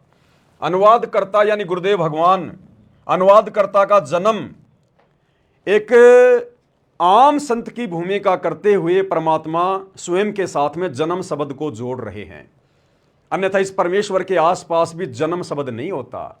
इस परमेश्वर ने तो सबको जन्म दिया है। हम सभी आत्माओं का जनक है परमात्मा कबीर जी, सतगुरु रामपाल जी। ये रियल में सतगुरु हैं। और सतगुरु की क्या परिभाषा है? ना सतगुरु जननी जने और जाके माना बाप, पिंड ब्रह्मंड से रहित है ना वहां तीनों ताप। कि सतगुरु कभी जननी से जन्म नहीं लेता, मां से जन्म नहीं लेता। तो हम अपने गुरुदेव को सतगुरु कहते हैं ना, बंदी छोड़ सतगुरु रामपाल जी भगवान। अगर हम सतगुरु कह रहे हैं तो फिर हमने सतगुरु की परिभाषा का भी ज्ञान होना चाहिए कि सतगुरु कभी जननी से जन्म नहीं लेता। लेकिन यहां परमेश्वर एक आम संत की भूमिका करते हुए इस काल के लोक में अपने एग्रीमेंट, अपने विधान अनुसार काल से छुप छुपा के आंख मिचोली का खेल खेलते हुए आप और हम आत्माओं तक ये तत्व ज्ञान पहुंचाने के लिए एक आम व्यक्ति की, एक आम संत की भूमिका कर रहे हैं। उस आधार से परमात्मा ने स्वयं के लिए जन्म शब्द का प्रयोग किया है, अन्यथा ये तो स्वयंभू परमात्मा है। दुनिया की ऐसी कौन सी जननी है जो सतगुरु को अपने पेट में रख ले? जिस सतगुरु के गर्भ में पूरी सृष्टि समाई हुई है, जिस सतगुरु ने सबको जन्म दिया, दुनिया में ऐसी कोई स्त्री, कोई मां नहीं है जो सतगुरु को 9 महीने अपने गर्भ में रख ले, जो सतगुरु को जन्म दे। और जो जन्म लेकर आता है फिर वो सतगुरु नहीं होता, वो जीव है, जीव। क्योंकि जन्म जीव का होता है, पीव का नहीं होता, परमात्मा का नहीं होता, सतगुरु का नहीं होता, तत्वदर्शी संत का कभी जन्म नहीं होता। लीला वो जो मर्जी करे, हमारी चरम दृष्टि को धोखा देते हुए। अनुवादकर्ता दोनों जुबानों का अनुभव रखता है, वर्तमान में विश्व में एकमात्र तत्वदर्शी संत है। अनुवादकर्ता का जन्म दिनांक 8 सितंबर 1951 में हुआ था। इस कारण से आज सन 2013 में अनुवाद करने जा रहा हूं। यानी बरवाला कांड से 1 साल पहले गुरुदेव ने आश्रम में अपने कर कमल से तीनों समय की आरतियों का अनुवाद किया था, जो बाद में उनके जेल जाने के बाद में ये प्रिंट करवाया गया। तो सर्व क्षेत्रीय भाषा के शब्द जो अमृतवाणी में हैं, उनके अर्थ अच्छी तरह जानता हूं। अब क्या कह रहे हैं गुरुदेव भगवान, यह सबसे महत्वपूर्ण पॉइंट है। फिर भी अनुवाद में कोई त्रुटि रह जाए तो क्षमा चाहूंगा। अब भगवान हमसे क्षमा चाहेंगे क्या? हम जैसे 2 कोड़ी के तुच्छ प्राणियों से भगवान क्षमा चाहेगा क्या? क्या हम भगवान को क्षमा करने वाले हैं क्या? क्या भगवान गलती करेगा क्या? लेकिन एक आम व्यक्ति, आम संत की भूमिका करते हुए परमेश्वर ने इस प्रकार के शब्दों का प्रयोग किया है। क्या? कि फिर भी अनुवाद में कोई त्रुटि रह जाए तो क्षमा चाहूंगा। लेकिन आगे क्या लिख रहे हैं गुरुदेव? वैसे त्रुटि की तो गुंजाइश ही नहीं है। कि बच्चों, वैसे तो त्रुटि की कोई गुंजाइश है ही नहीं। अगर सतगुरु भी त्रुटि करेगा तो सृष्टि कौन चलाएगा? कौन काल के लोक से हमें पार करेगा? तो लास्ट में गुरुदेव करेंगे, बच्चों वैसे तो त्रुटि की कोई गुंजाइश है ही नहीं। जब सतगुरु ने कह दिया कि त्रुटि की कोई गुंजाइश है ही नहीं, तो भगत ने शौपन में सोचना ही नहीं चाहिए कि मेरे गुरुदेव कोई गलती कर सकते हैं। और यदि फिर भी यथार्थ भक्ति बोध के सरलार्थ में पाती पंच पोहप कर पूजा में गुरुदेव नीचे लिख रहे हैं भूल सुधार, तो ये परमेश्वर जानबूझकर आप और हमारी परीक्षा लेने के लिए इस प्रकार की लीला कर रहे हैं। देखो, सतगुरु यहां कोई जीवन जीने नहीं आता इस गंदे लोक में, इस काल के लोक में। ये तो इतना गंदा लोक है सतलोक की तुलना में। ये पृथ्वी तो छोड़िए, गुरुदेव ने बताया कि सतलोक जाने के बाद में इस काल के जो स्वर्ग और महास्वर्ग हैं, वो ऐसा लगता है जैसे गंदी जगह, बिल्कुल कूड़ा करकट। ये पृथ्वी तो बहुत दूर की बात है, इसकी तो कोई गिनती नहीं, इतनी गंदी है। क्या वो सतलोक का शहंशाह, सतलोक का राजा कबीर भगवान सतगुरु रामपाल जी इस पृथ्वी लोक पर जीवन जीने आएगा? अरे जीवन वो जीता है जिसका जन्म होता है। सतगुरु तो लीला करने आता है। तो परमेश्वर का जो सांसारिक जो दृष्टि से जो ये जीवन लीला है वर्तमान में जो ये चल रही है 8 सितंबर 1951 से, इसको हम एक जीवन नहीं कह सकते। जीवन के साथ में लीला शब्द प्रयोग करना पड़ेगा। जीवन लीला, जीवन जीता है एक जीव जो मां के गर्भ से जेर में लिपट के आता है, और जीवन लीला शब्द यूज होता है परमेश्वर के साथ है। फिर भी अनुवाद में कोई त्रुटि रह जाए तो क्षमा चाहूंगा। वैसे त्रुटि की तो गुंजाइश ही नहीं है। अब नहीं है तो नहीं है। फिर नीचे संत रामपाल जी महाराज लेखक और अनुवाद करता क्लियर कर दिया गुरुदेव भगवान ने। ये आप और हम सत्सेवक भाई बहनों के लिए है। हमें परमात्मा ने त्रिकुटी पर रोक के नहीं रखना, हमें परमात्मा ने त्रिकुटी पर नहीं लेकर जाना। हमें परमेश्वर डायरेक्ट बाईपास लेके जाएंगे अपने विमान में बैठाकर। इसलिए परमात्मा यहीं पर ठोक बजाकर हर प्रकार से हमारी परीक्षा लेके हमें मजबूत करना चाहते हैं। त्रिकुटी पर परमात्मा केवल अपने उन्हीं भक्तों को लेकर जाएगा जो यहां पर परमेश्वर की परीक्षा में पास नहीं होंगे, जो गुरु को परमात्मा मान के भक्ति नहीं करेंगे, जो मर्यादाओं में नहीं रहेंगे, क्योंकि उन्होंने फिर किसी न किसी बहाने से उन आत्माओं को त्रिकुटी पर फैल करना है। और जो आत्मा यहीं पर हर प्रकार से उनकी परीक्षा में पास हो रही हैं, गुरु को भगवान मान के भक्ति कर रही हैं, उनको त्रिकुटी पर ले जाने की क्या जरूरत है? सतगुरु ने तो यही चेक कर लिया उनको। जो यहां पर डगमग नहीं हो रहे, जो यहां किसी के डगमग करने से डगमग नहीं हो रहे, जिन्होंने यहीं पर अपने गुरु को परमात्मा के रूप में जान लिया, पहचान लिया, परमेश्वर मान लिया, उनको त्रिकुटी पर ले जाकर क्या करेगा परमात्मा? उन आत्माओं के लिए परमात्मा कहते हैं तुम कर दो पल में पार हो जा रजा थारी। बाईपास निकालेगा परमात्मा। जैसे हर शहर के बाहर एक बाईपास होता है, जो लंबे रूट की बसें होती हैं ना, वो बाईपास निकल जाती हैं, शहर के अंदर धक्के नहीं खाती, ट्रैफिक में नहीं फंसती, वो बाईपास निकल जाती हैं। इसी प्रकार हम इस त्रिकुटी पर धक्के नहीं खाएंगे, हमें परमात्मा यहीं पर ठोक बजाकर इतना तैयार कर देंगे। और वो तो अंतर्यामी है, उनको तो पता है कि कौन त्रिकुटी पर फेल होगा, कौन त्रिकुटी पे पास होगा। तो परमेश्वर यहीं से हमारे को बाईपास और डायरेक्ट सतलोक में बैठा देंगे, पता भी नहीं चलेगा काल को आत्मा गई कौन से रास्ते से। उसके लिए आप और हमारी भाई और बहनों परीक्षा चल रही है कि अगर जरा भी कोई कमजोरी हो तो अभी तो ठीक कर लो, अभी तो मौका है, लेकिन बाद में मौका नहीं मिलेगा। फिर त्रिकुटी पर जाकर अगर तुमने अपने गुरु जी के प्रति मन में कोई शंका पैदा कर ली, कोई संदेह पैदा कर लिया, गुरु के अलावा किसी और में परमात्मा देख लिया, वहां मौका नहीं मिलेगा भूल सुधार का। ये भूल सुधार का मौका केवल यही है पृथ्वी लोक पर। इसलिए परमेश्वर आप और हम सत्सेवक भाई बहनों को दृढ़ कर रहे हैं। तो हो गया क्लियर, जिसमें गुरुदेव ने कह दिया कि वैसे त्रुटि की तो कोई गुंजाइश ही नहीं है। फिर भला वहां परमात्मा कैसे त्रुटि करेंगे, कैसे लिखेंगे भूल सुधार कि मेरे से तो इस वाणी में भूल हो गई। तो ये हमारी परीक्षा थी भाई और बहनों। अब आगे चलिए भाई और बहनों, इसी यथार्थ भक्ति बोध के सरलार्थ का, संध्या आरती के सरलार्थ का पेज नंबर 165, पेज नंबर 165 है। अब जो भाई बहन ये कह रहे हैं कि गुरुजी ने यहां पर भूल सुधार करके लिख दिया, वही पाती का अर्थ बाती नहीं होता, पाती का अर्थ तो पत्तियां होता है, चाहे बेल की पत्ती हो, चाहे तुलसी की पत्ती हो, किसी पेड़ की पत्ती हो। गुरुजी ने भूल सुधार करके लिख दिया कि पाती का अर्थ बाती नहीं होता, पत्तियां होता है। तो उन भगत भाई बहनों से मेरी प्रार्थना है, गुरुजी के पास में एक छोटा सा संदेशा और पहुंचा दो, अपने कोऑर्डिनेटरों के माध्यम से गुरुजी के पास हिसार जेल में प्रार्थना पहुंचा दो जल्दी से जल्दी कि गुरुजी आपने तो एक और गलती कर रखी है, आपने वहां तो भूल सुधार करके लिखा ही नहीं, आपने शुरू में तो लिख दिया भूल सुधार, लेकिन गुरुजी आपने तो संध्या आरती के सरलार्थ करने में एक जगह और गलती कर दी, एक जगह और आपने पाती के आगे कोष्टक में लिख दिया बाती, जबकि गुरुजी आपने तो पाती के आगे जो है पत्तियां लिखनी थी, लेकिन आपने तो गलती से बाती लिख दिया। गुरुजी बाती थोड़ी होती है पाती का मतलब। जल्दी से जल्दी गुरुजी के पास प्रार्थना भिजवाओ और एक नई यथार्थ भक्ति बोध छपवाओ जिसमें लिखा हो वहां भी भूल सुधार।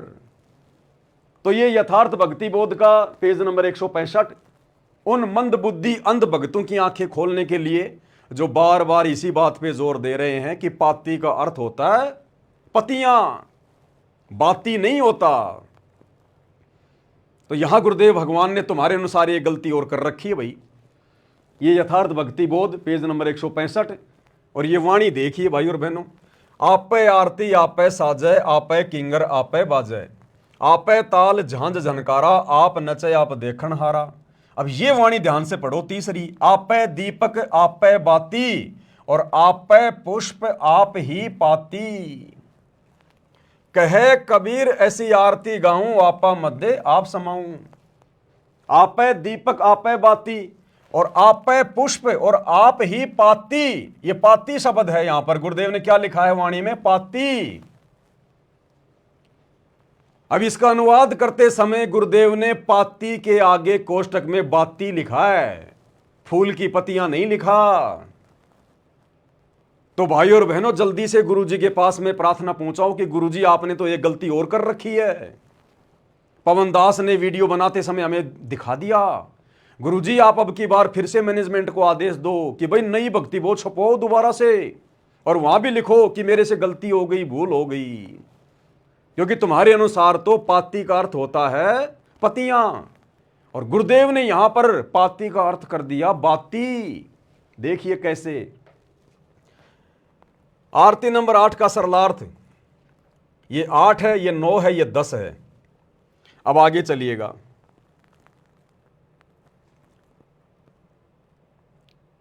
ये हाँ, ये वाली वाणी है, सॉरी, वाणी अदली आरती अदल समोई और निर्भय पद में मिलना होई, दिल का दीप पवन की बाती और चित्त का चंदन पांचों पाती। इन लोगों को पांच और पाती इन दो शब्दों से दिक्कत है। पाती पंच पोहप कर पूजा, और यहां गुरुदेव ने क्या लिख दिया, चित्त का चंदन पांचों पाती। और ये जो पाती शब्द है ना, इसके आगे गुरुदेव ने सरलार्थ में लिख दिया बाती, जबकि इन मंदबुद्धि भक्तों के अनुसार गुरुजी ने लिखना चाहिए था पतियां। पाती के आगे कोष्टक में क्या लिखना चाहिए था, पतियां, जबकि गुरुदेव ने फिर से लिख दिया बाती। तो बताओ भाई, बार बार गुरुजी गलती क्यों कर रहे हैं? बताओ, पहले गलती कर दी और फिर से गुरुजी ने गलती कर दी, तो बताओ हम कैसे विश्वास करें? तीनों समय की आरती के सरलार्थ के ऊपर और भी गलतियां कर रखी होंगी गुरुजी ने फिर तो प्रार्थना भिजाओ जेल में जल्दी से, देखो कहां कर रखी है। चित्त का चंदन पांचों पाती। अब इसका अनुवाद किया गुरुदेव ने। आरती नंबर 9 का सरलार्थ आरती नंबर 1 से 8 तक परमेश्वर कबीर जी की अमृतवाणी से है और परमात्मा से साक्षात्कार के पश्चात संत गरीबदास जी ने परमात्मा से प्राप्त तत्व ज्ञान को अपने शब्दों में बोला है। आरती नंबर 9 से 16 तक संत गरीबदास जी की अमृतवाणी है। आरती नंबर 9 में कहा है कि अदली अर्थात निर्णायक आरती स्तुति, अदल वास्तविक न्यायपूर्ण समोई अर्थात समझाई। आत्मा में समाधि डाल दी, तत्व ज्ञान से आत्मा निर्भीक होकर साधना करती है, उस स्थिति में परमात्मा का मिलन होता है। अब चलिए साहब, बाहरी आरती के पश्चात अंदर की आरती ऐसे करनी है। कैसे करनी है? दिल का दीप पवन की बाती और चित्त का चंदन पांचों पाती। दिल का दीप अर्थात हृदय में प्रभु का प्रेम और श्वास यानी पवन की बाती, रूई से बनाई गई बात बनाओ अर्थात श्वास से सत्य नाम का स्मरण करो। और चित्त का चंदन पांचों पाती, उसका क्या अनुवाद किया गुरुदेव ने? चित्त यानी ध्यान का चंदन पांचों पाती। अब भाई पाती के आगे गुरुदेव ने फिर से लिख दिया बाती। बताओ भाई पवनदास क्या करे अब? अरे तुम बार बार कहते हो ना पाती का अर्थ बाती नहीं होता, बाती नहीं होता, तो गुरुदेव भगवान ने एक बार फिर से कर दिया, पाती के आगे लिख दिया बाती। पांचों पाती, पांचों बाती, पांचों ज्योत जलाओ अपने हृदय में। गुरुदेव ने ज्योत शब्द भी लिख दिया, ज्योति भी लिख दिया, बाती भी लिख दिया और ज्योति भी लिख दिया। अब देखो इसके अनुवाद में, चित्त यानी ध्यान का चंदन पांचों पाती यानी बाती अर्थात भगत में 5 विशेष गुण होने अनिवार्य हैं। दया, शील, संतोष, भाव, भक्ति तथा आधीनी। ये वास्तव में ज्योति जगानी है। ये लो जी, अगर कोई ये समझे कि भाई पाती का अर्थ बाती, बाती क्या होती है, तो बाती होती है ज्योति। गुरुदेव ने यहां पर ज्योति भी लिख दिया। चित्त का चंदन पांचों पाती, चित्त यानी ध्यान का चंदन पांचों पाती, पाती के आगे बाती और यहां कर दिया ज्योति जगानी अनिवार्य है। पाती यानी ज्योति, बाती यानी ज्योति, तब अंदर की आरती होती है। तो गुरुदेव ने अंदर की आरती के विषय में भी हमारे को बता दिया कि भगत के अंदर 5 विशेष गुण होने चाहिए, तब भक्ति सफल होगी। शील, संतोष, दया, अक्षमा, भाव, भक्ति। और बाहर की आरती भी करनी पड़ेगी। जब तक हम शरीर में हैं, इस काल के लोक में हैं, हमने बाहर की जो क्रिया है वो भी करनी पड़ेगी। पाती पंच पोप कर पूजा, देव निरंजन और न दूजा। जिस प्रकार हम घर में एक ज्योत जलाते हैं, एक ज्योत होती है बाहर की, एक ज्योत होती है अपने हृदय में, सतगुरु की तड़प, वो कशक, वो प्रेम अपने हृदय में जगाओ, वो है अंदर की ज्योति। और बाहर गुरुदेव ने आदेश दिया है हवन करने के लिए, तो बाहर की ज्योत भी जलानी पड़ेगी। इसी प्रकार ये 5 ज्योतियां जो हमने हृदय में जगानी है, भाव भक्ति प्रकट करने के लिए, सच्चा भगत बनने के लिए, तो जब तक शरीर में हैं बाहरी क्रिया भी करनी पड़ेगी। 5 दीपक के साथ गुरुदेव भगवान की आरती भी उतारनी पड़ेगी। तो भाई तुम्हारे अनुसार गुरुदेव ने एक जगह गलती नहीं करी, गुरुदेव ने तो फिर दूसरी जगह भी गलती कर दी। पाती का अर्थ यहां पर बाती लिख दिया, ज्योति लिख दिया। अब बताओ तुम कैसे सत्सेवकों को गलत साबित करोगे? कि पाती का अर्थ बाती नहीं होता। भाई और बहनों, ये संत भाषा होती हैं। सतगुरु रामपाल जी भगवान, ये कबीर परमात्मा भाषाओं का जनक है।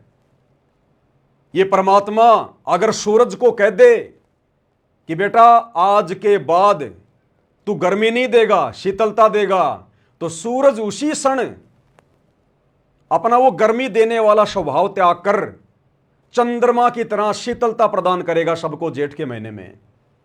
और ये सतगुरु रामपाल जी भगवान, सारी सृष्टि का मालिक, अगर इस चांद को आदेश दे दे कि हे चंद्रमा आज के बाद तू शीतलता नहीं, तू गर्मी प्रदान करेगा, तो ये चंद्रमा उसी क्षण शीतलता वाले स्वभाव को छोड़कर भीषण गर्मी, प्रचंड गर्मी देने लग जाएगा।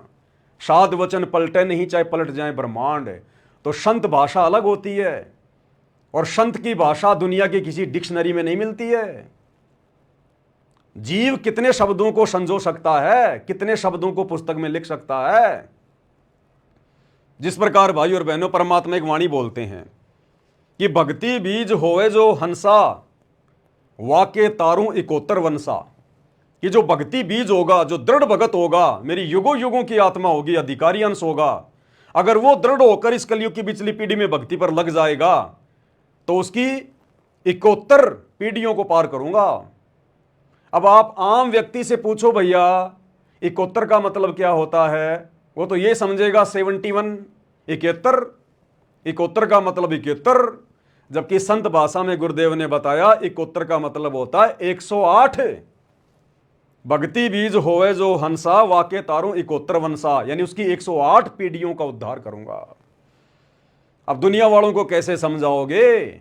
71 का मतलब 108 होता है, ना कि 71। वो नहीं मानेंगे तुम्हारी बात है। इसी प्रकार परमात्मा पाती को बाती बना दे, बाती को पाती बना दे। गुरुदेव ने लिख दिया यहां पर पाती के आगे कोष्टक में बाती, तो हो गई बाती, हमारे लिए हो गई बाती।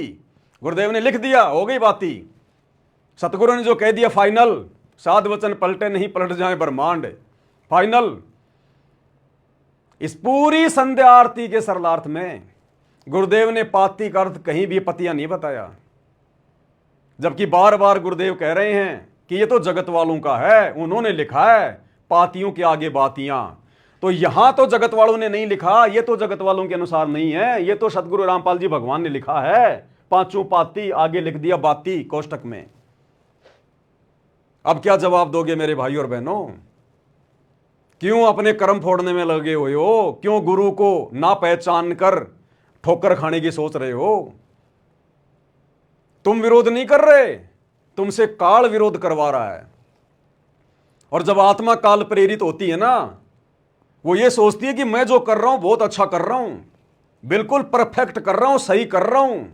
काल प्रेरणा ऐसी होती है। जिस प्रकार पागल आदमी अगर गोबर खा रहा है और कोई समझदार आदमी समझाए कि भाई गोबर क्यों खा रहा, खाना खाना, वो नहीं मानेगा उसकी बात है।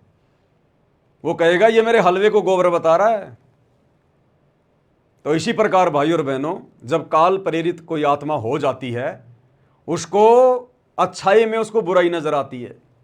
अब इसका निर्णय कैसे हो?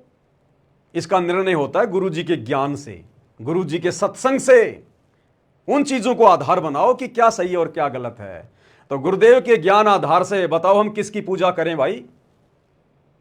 अगर 5 दीपक के साथ में आरती उतारना, अगर त्रिलोकी विष्णु की पूजा करना है, तो शतलोक आश्रम बरवाड़ा में पाठ प्रकाश का भोग लगाते समय सतगुरु रामपाल जी भगवान और दूसरे भगत भाई बहन 5 दीपक से किसकी आरती उतारते हैं? विष्णु की उतारते हैं क्या?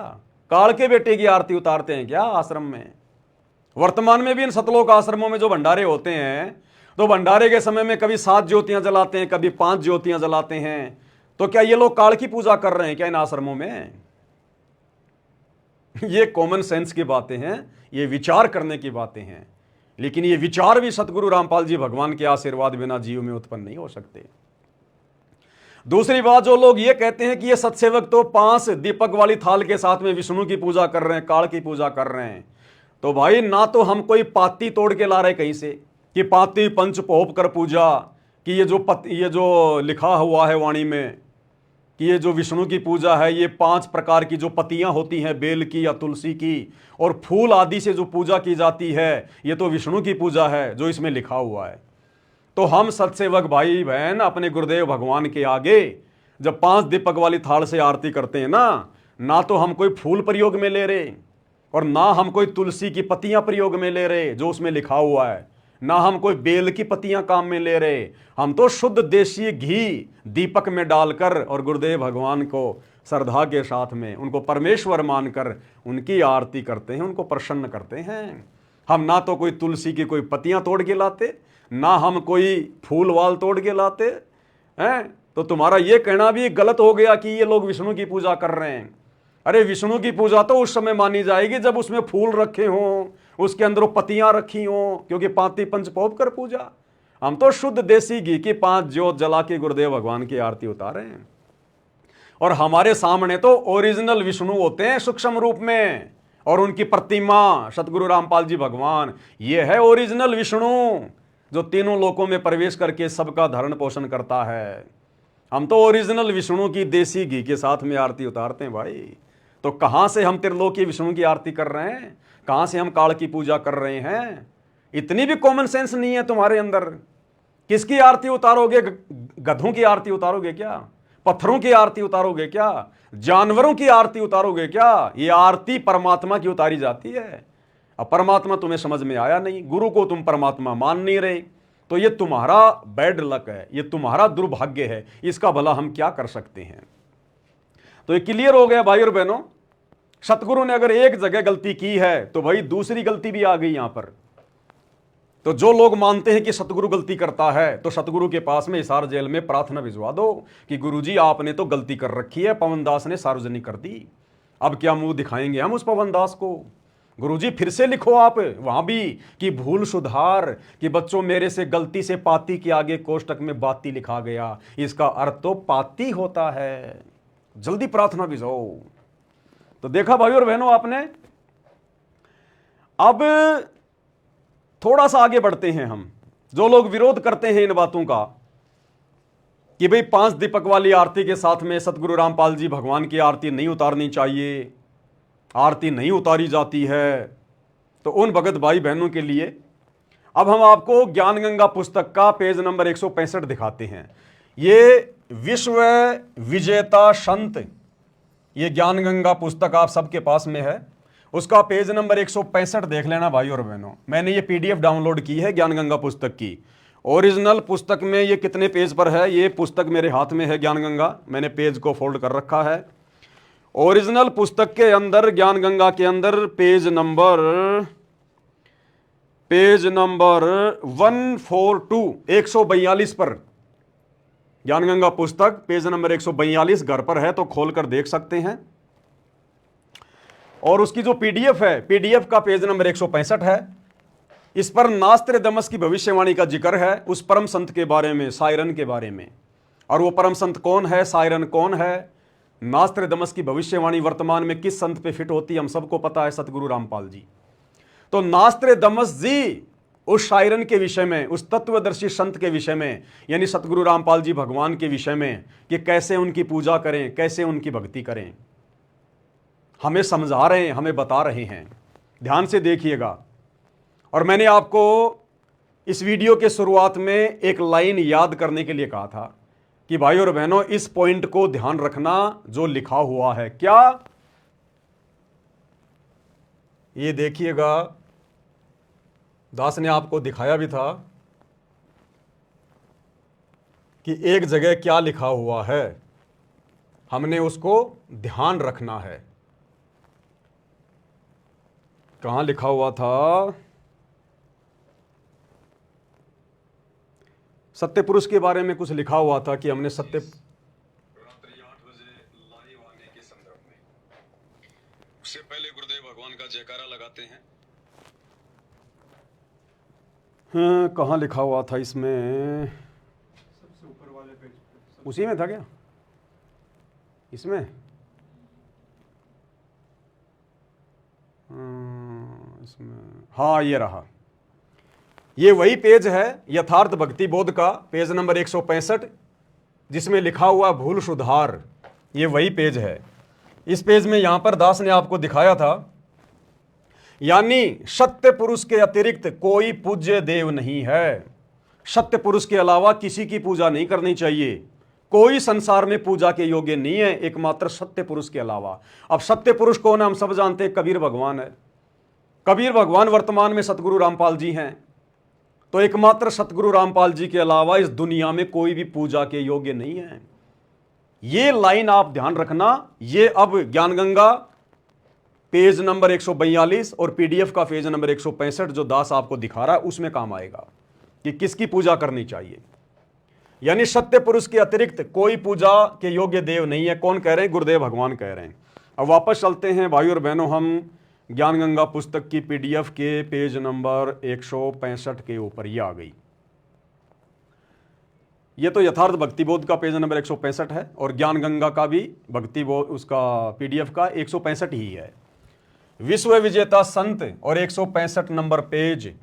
अब नास्त्र दमस जी क्या कह रहे हैं उस तत्वदर्शी संत के विषय में, ध्यान से सुनिएगा भाई और बहनों। लास्ट में यहां पर ये देखिएगा, उस तत्ववेता यानी तत्वदर्शी संत, उस तत्ववेता महामानव। एक होता है मानव, आप और हम सब मानव हैं। एक होता है महामानव जो मानव को उत्पन्न करता है, परमेश्वर परमात्मा। एक होता है पुरुष और एक होता है महापुरुष परम पुरुष। उस तत्ववेता महामानव यानी शायरन को सिंहास नस्त करके, सिंहास नस्त यानी ऊंचे सिंहासन पर बैठा कर। आज घर घर में अपने गुरुदेव भगवान के लिए सिंहासन किसने लगाए? आज घर घर में सतगुरु रामपाल जी भगवान के बेड, उनके विश्राम के लिए, उनको भोग लगाने के लिए किन लोगों ने लगाए? उस कल की भगवान सतगुरु रामपाल जी की चुनिंदा आत्माओं ने, सत्सेवक भाई बहनों ने। यह भी आ गया प्रमाण कि उस महामानव को सिंहास नस्त करके यानी ऊंचे सिंहासन पर बैठाकर, आसन लगाकर, जो घर घर में सत्सेवक भाई बहन लगा चुके हैं, उस तत्ववेता महामानव शायरन को सिंहास नस्त करके यानी आसन पर बैठाकर, आगे कोष्टक में लिखा है गुरुदेव ने, आसन पर बैठाकर उसको आराध्य देव मानकर पूजा करें।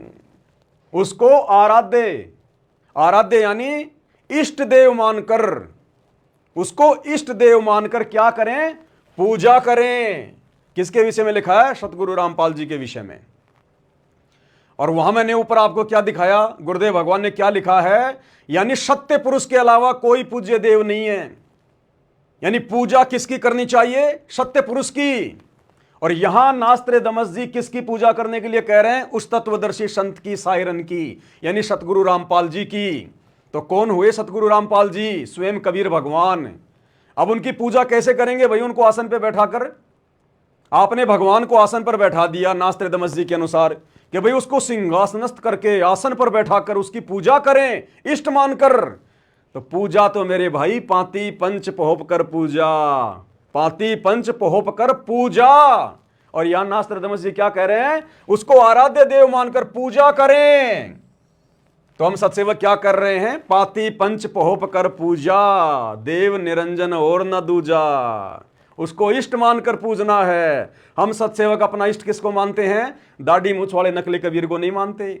हम अपने गुरुदेव सतगुरु रामपाल जी भगवान को मानते हैं। तभी तो हमने इस नकली कबीर की फोटो को फाड़ फाड़ के फेंक दिया। तो भैया पूजा कैसे करोगे? अगरबत्ती लगाओगे, धूप बत्ती लगाओगे? पूजा का मतलब क्या है? सिंहासन पर बैठाकर पूजा करने का मतलब क्या है? सिंहासन पर बैठाकर पूजा करने का मतलब है आरती उतारना। अपना इष्ट मानकर, आराध्य देव मानकर उसकी पूजा करें। तो पूजा कैसे की जाती है भाई? कभी मंदिरों में जाके देखना, आरती में जब वो लोग पूजा करते हैं, अरे आरती घुमाते कि नहीं घुमाते हैं? लेकिन उनको तो ज्ञान नहीं कि परमात्मा कौन है। वो तो पत्थरों के आगे, मुर्दों के आगे आरतियां घुमा रहे हैं। आप और हमें परमात्मा ने सद्बुद्धि दे दी, तत्व भेद दे दिया, अपनी पहचान करवा दी। हम पीछे क्यों हटे भाई? जब घर में भगवान आके बैठ गया, अपनी शरण में ले लिया, अब कोई मंद बुद्धि महामूर्ख होगा जो अपने गुरुदेव भगवान की आरती उतारने से पीछे हटेगा, उनको इष्ट मानकर, आराध्य देव मानकर। साफ साफ लिखा है उसको आराध्य देव मानकर पूजा करें। और ऊपर गुरुदेव ने लिख दिया यानी सत्य पुरुष ही एकमात्र पूजा के योग्य है। तो बताओ भैया, सत्य पुरुष की पूजा करें या सतगुरु रामपाल जी की करें? दो की पूजा का तो आदेश नहीं है ना। तो वो सत्य पुरुष वर्तमान में धरती पर सतगुरु रामपाल जी ही हैं। इसलिए उनकी पूजा आने वाले समय में पूरा विश्व आसन लगाकर, क्योंकि ये नास्त्र दमस की भविष्यवाणी का समर्थन सतगुरु रामपाल जी ने किया है। गुरुदेव ने अपने कर कमल से ज्ञान गंगा पुस्तक में लिखा है, ये कभी झूठा नहीं हो सकता कि आसन लगाकर, ये देखो उसको सिंहासनस्थ करके, और कोष्टक में गुरुदेव ने लिख दिया आसन पर बैठाकर। अब किसी ने तो गुरुजी को अलमारी में बैठा रखा है, किसी ने रसोई के कोने में बैठा रखा है। भैया यहां पर आराध्य मानकर, इष्ट मानकर, जब आप अपने गुरु को इष्ट मान लोगे ना, फिर दाढ़ी मूछ वाले कबीर के लिए जगह नहीं रहेगी। गरीबदास जी, दादा गुरु जी, पंडित चिदानंद जी, इनकी फोटो आपके घर में नहीं रहेगी। अभी तक आपने उनको इष्ट तो नहीं माना, इसलिए आप उनकी पूजा नहीं कर पा रहे। आपके अंदर वो भाव, वो विचार प्रकट ही नहीं हो पा रहे कि आपका गुरु भगवान है। हम सत्सयोगों पे ये दया हो गई, परमेश्वर के हम सौ बार दंडवत शुक्रगुजार हैं कि हम नीचों पर परमात्मा ने कैसे दया बख्शी। गरीब ऐसा सतगुरु हम मिला, ज्ञान योग दिया खोल, ज्ञान योग खोल दिया गुरुदेव भगवान ने हमारा, रजा बख्शी। खोलना ही था, कलयुग की पिछली पीढ़ी है, किसी ने किसी का तो खोलेंगे परमात्मा, जीव का तो खुल नहीं सकता अपने आप। अगर जीव का अपने आप ही ज्ञान योग खुलना होता, गुरु को परमात्मा के रूप में पहचानना होता, तो लाखों युग बीत गए, अनंत युग बीत गए, आज से पहले पहचान लेते, नहीं पहचान पाया कोई। इसलिए परमात्मा ही रजा बख्शता है जब आत्मा के संस्कार उस लेवल पर पहुंच जाते हैं युगों युगों के बाद कि साधु सेती मस्करी चोरा नाल खुशहाल और मल अखाड़ा जीतेंगे युगन युगन के माल। तब परमेश्वर अपनी उन प्यारी आत्माओं की, गुरुमुखी आत्माओं का ज्ञान योग खोलते हैं, अपनी पहचान करवाते हैं। तब उन आत्माओं को दृढ़ विश्वास होता है कि गुरु ही भगवान है, गुरु ही परमात्मा है। तो यह विधि वर्तमान में केवल साध संगति में शुरू हुई है और आने वाले समय में पूरे विश्व में शुरू होगी, अन्यथा फिर नास्त्र दमस की भविष्यवाणी फैल हो जाएगी। अन्यथा फिर नास्त्र दमस की भविष्यवाणी का क्या मतलब हुआ कि उस तत्ववेता संत को आराध्य मानकर, आराध्य माने इष्ट मानकर, और आसन लगाकर उनकी पूजा करें। तो गुरु को इष्ट किसने माना, भगवान किसने माना, कबीर किसने माना, सत्सेवकों ने। गुरु का आसन घर घर में किसने लगाया, सत्सेवकों ने। और गुरु की पूजा कौन कर रहे हैं, पाती पंच पोप कर पूजा केवल सत्सेवक। इसलिए दास कहता है कि यह साध संगति का जो मिशन है, यह सतगुरु रामपाल जी भगवान का मिशन है। यह किसी पवनदास नाम के 2 कोड़ी के कीड़े के द्वारा चलाया हुआ नहीं है। थोड़ी देर पहले वीडियो की शुरुआत में मैं तो जयकारा भूल गया, मेरी क्या औकात है। 3 दिन पहले हमने क्या सब्जी खाई थी वो पता नहीं। कहते हैं गुरु रजा करे, गुरु मेहर करे तो कागा से हंस हो जाए। गुरु जिस पे भी अपनी दया कर दे, मिट्टी से सोना बना दे। हम जीवों की औकात नहीं है, सत्सेवकों की औकात नहीं है, राजा महाराजा देव महादेव की औकात नहीं है। सतगुरु जिस पर चाहेगा उस पर रजा भरा आशीर्वाद बख्शेगा। तो ये विधि वर्तमान में साध संगति में शुरू है और साध संगति सतलोक के लिए सतगुरु रामपाल जी भगवान का ट्रेनिंग सेंटर है। दास बार बार बोलता आ रहा है। आज भले आप विश्वास ना करो, साल 2 साल बाद आपको नाक रगड़ रगड़ के विश्वास करना पड़ेगा। रगड़ रगड़ के जब परमात्मा ठप्पा लगा देंगे हिसार जेल से आके कि हाँ ये साध संगति मेरा यथार्थ तेरवा कबीर पंथ है। और यहां तो स्पष्ट हो ही रहा है समझदार आत्मा के लिए। तो ये क्लियर हुआ भाई और बहनों। अब हमारे मन में कोई शंका नहीं आनी चाहिए कि सतगुरु गलती करता है, सतगुरु से अनुवाद करते समय भूल हो गई। ये मन में भी भाव प्रकट नहीं होने चाहिए, विचार प्रकट नहीं होने चाहिए हमारे। और सतगुरु ऐसी लीला अनेकों बार करता है, चाहे लिख दे चाहे बोल दे, बात एक ही है। अब आपको सतगुरु रामपाल जी भगवान का दास आपको एक छोटा सा शब्द सुनाता है। उस शब्द में देखो किस प्रकार से परमात्मा लीला कर रहे हैं। यह है असली लीलाधर, असली लीलाधर। और किस प्रकार की लीला की है गुरुदेव भगवान ने। एक छोटा सा शब्द सुनाता हूं गुरुदेव भगवान का। शब्द है, तुम मिलकर संगत सारी जय बोलो बंदी छोड़ की। उसमें एक जगह परमात्मा कह रहे हैं कि मेरे भूल लाग गई। परमात्मा जानबूझकर लीला करते हुए शब्द को आधा अधूरा छोड़ रहे हैं और कह रहे हैं भाई मेरे भूल लाग गई, मेरे भूल लाग गई। दास ने 2-3 बार उसको रिपीट किया है आपको सुनाने के लिए। ऐसी लीला करता है परमात्मा। एक बार आपको ये शब्द सुना देता हूं, फिर बाद में इसका विश्लेषण करेंगे। सुनिएगा। सम्मन के घर सतगुरु आए सेऊ बैठ चढ़ाया था। सम्मन के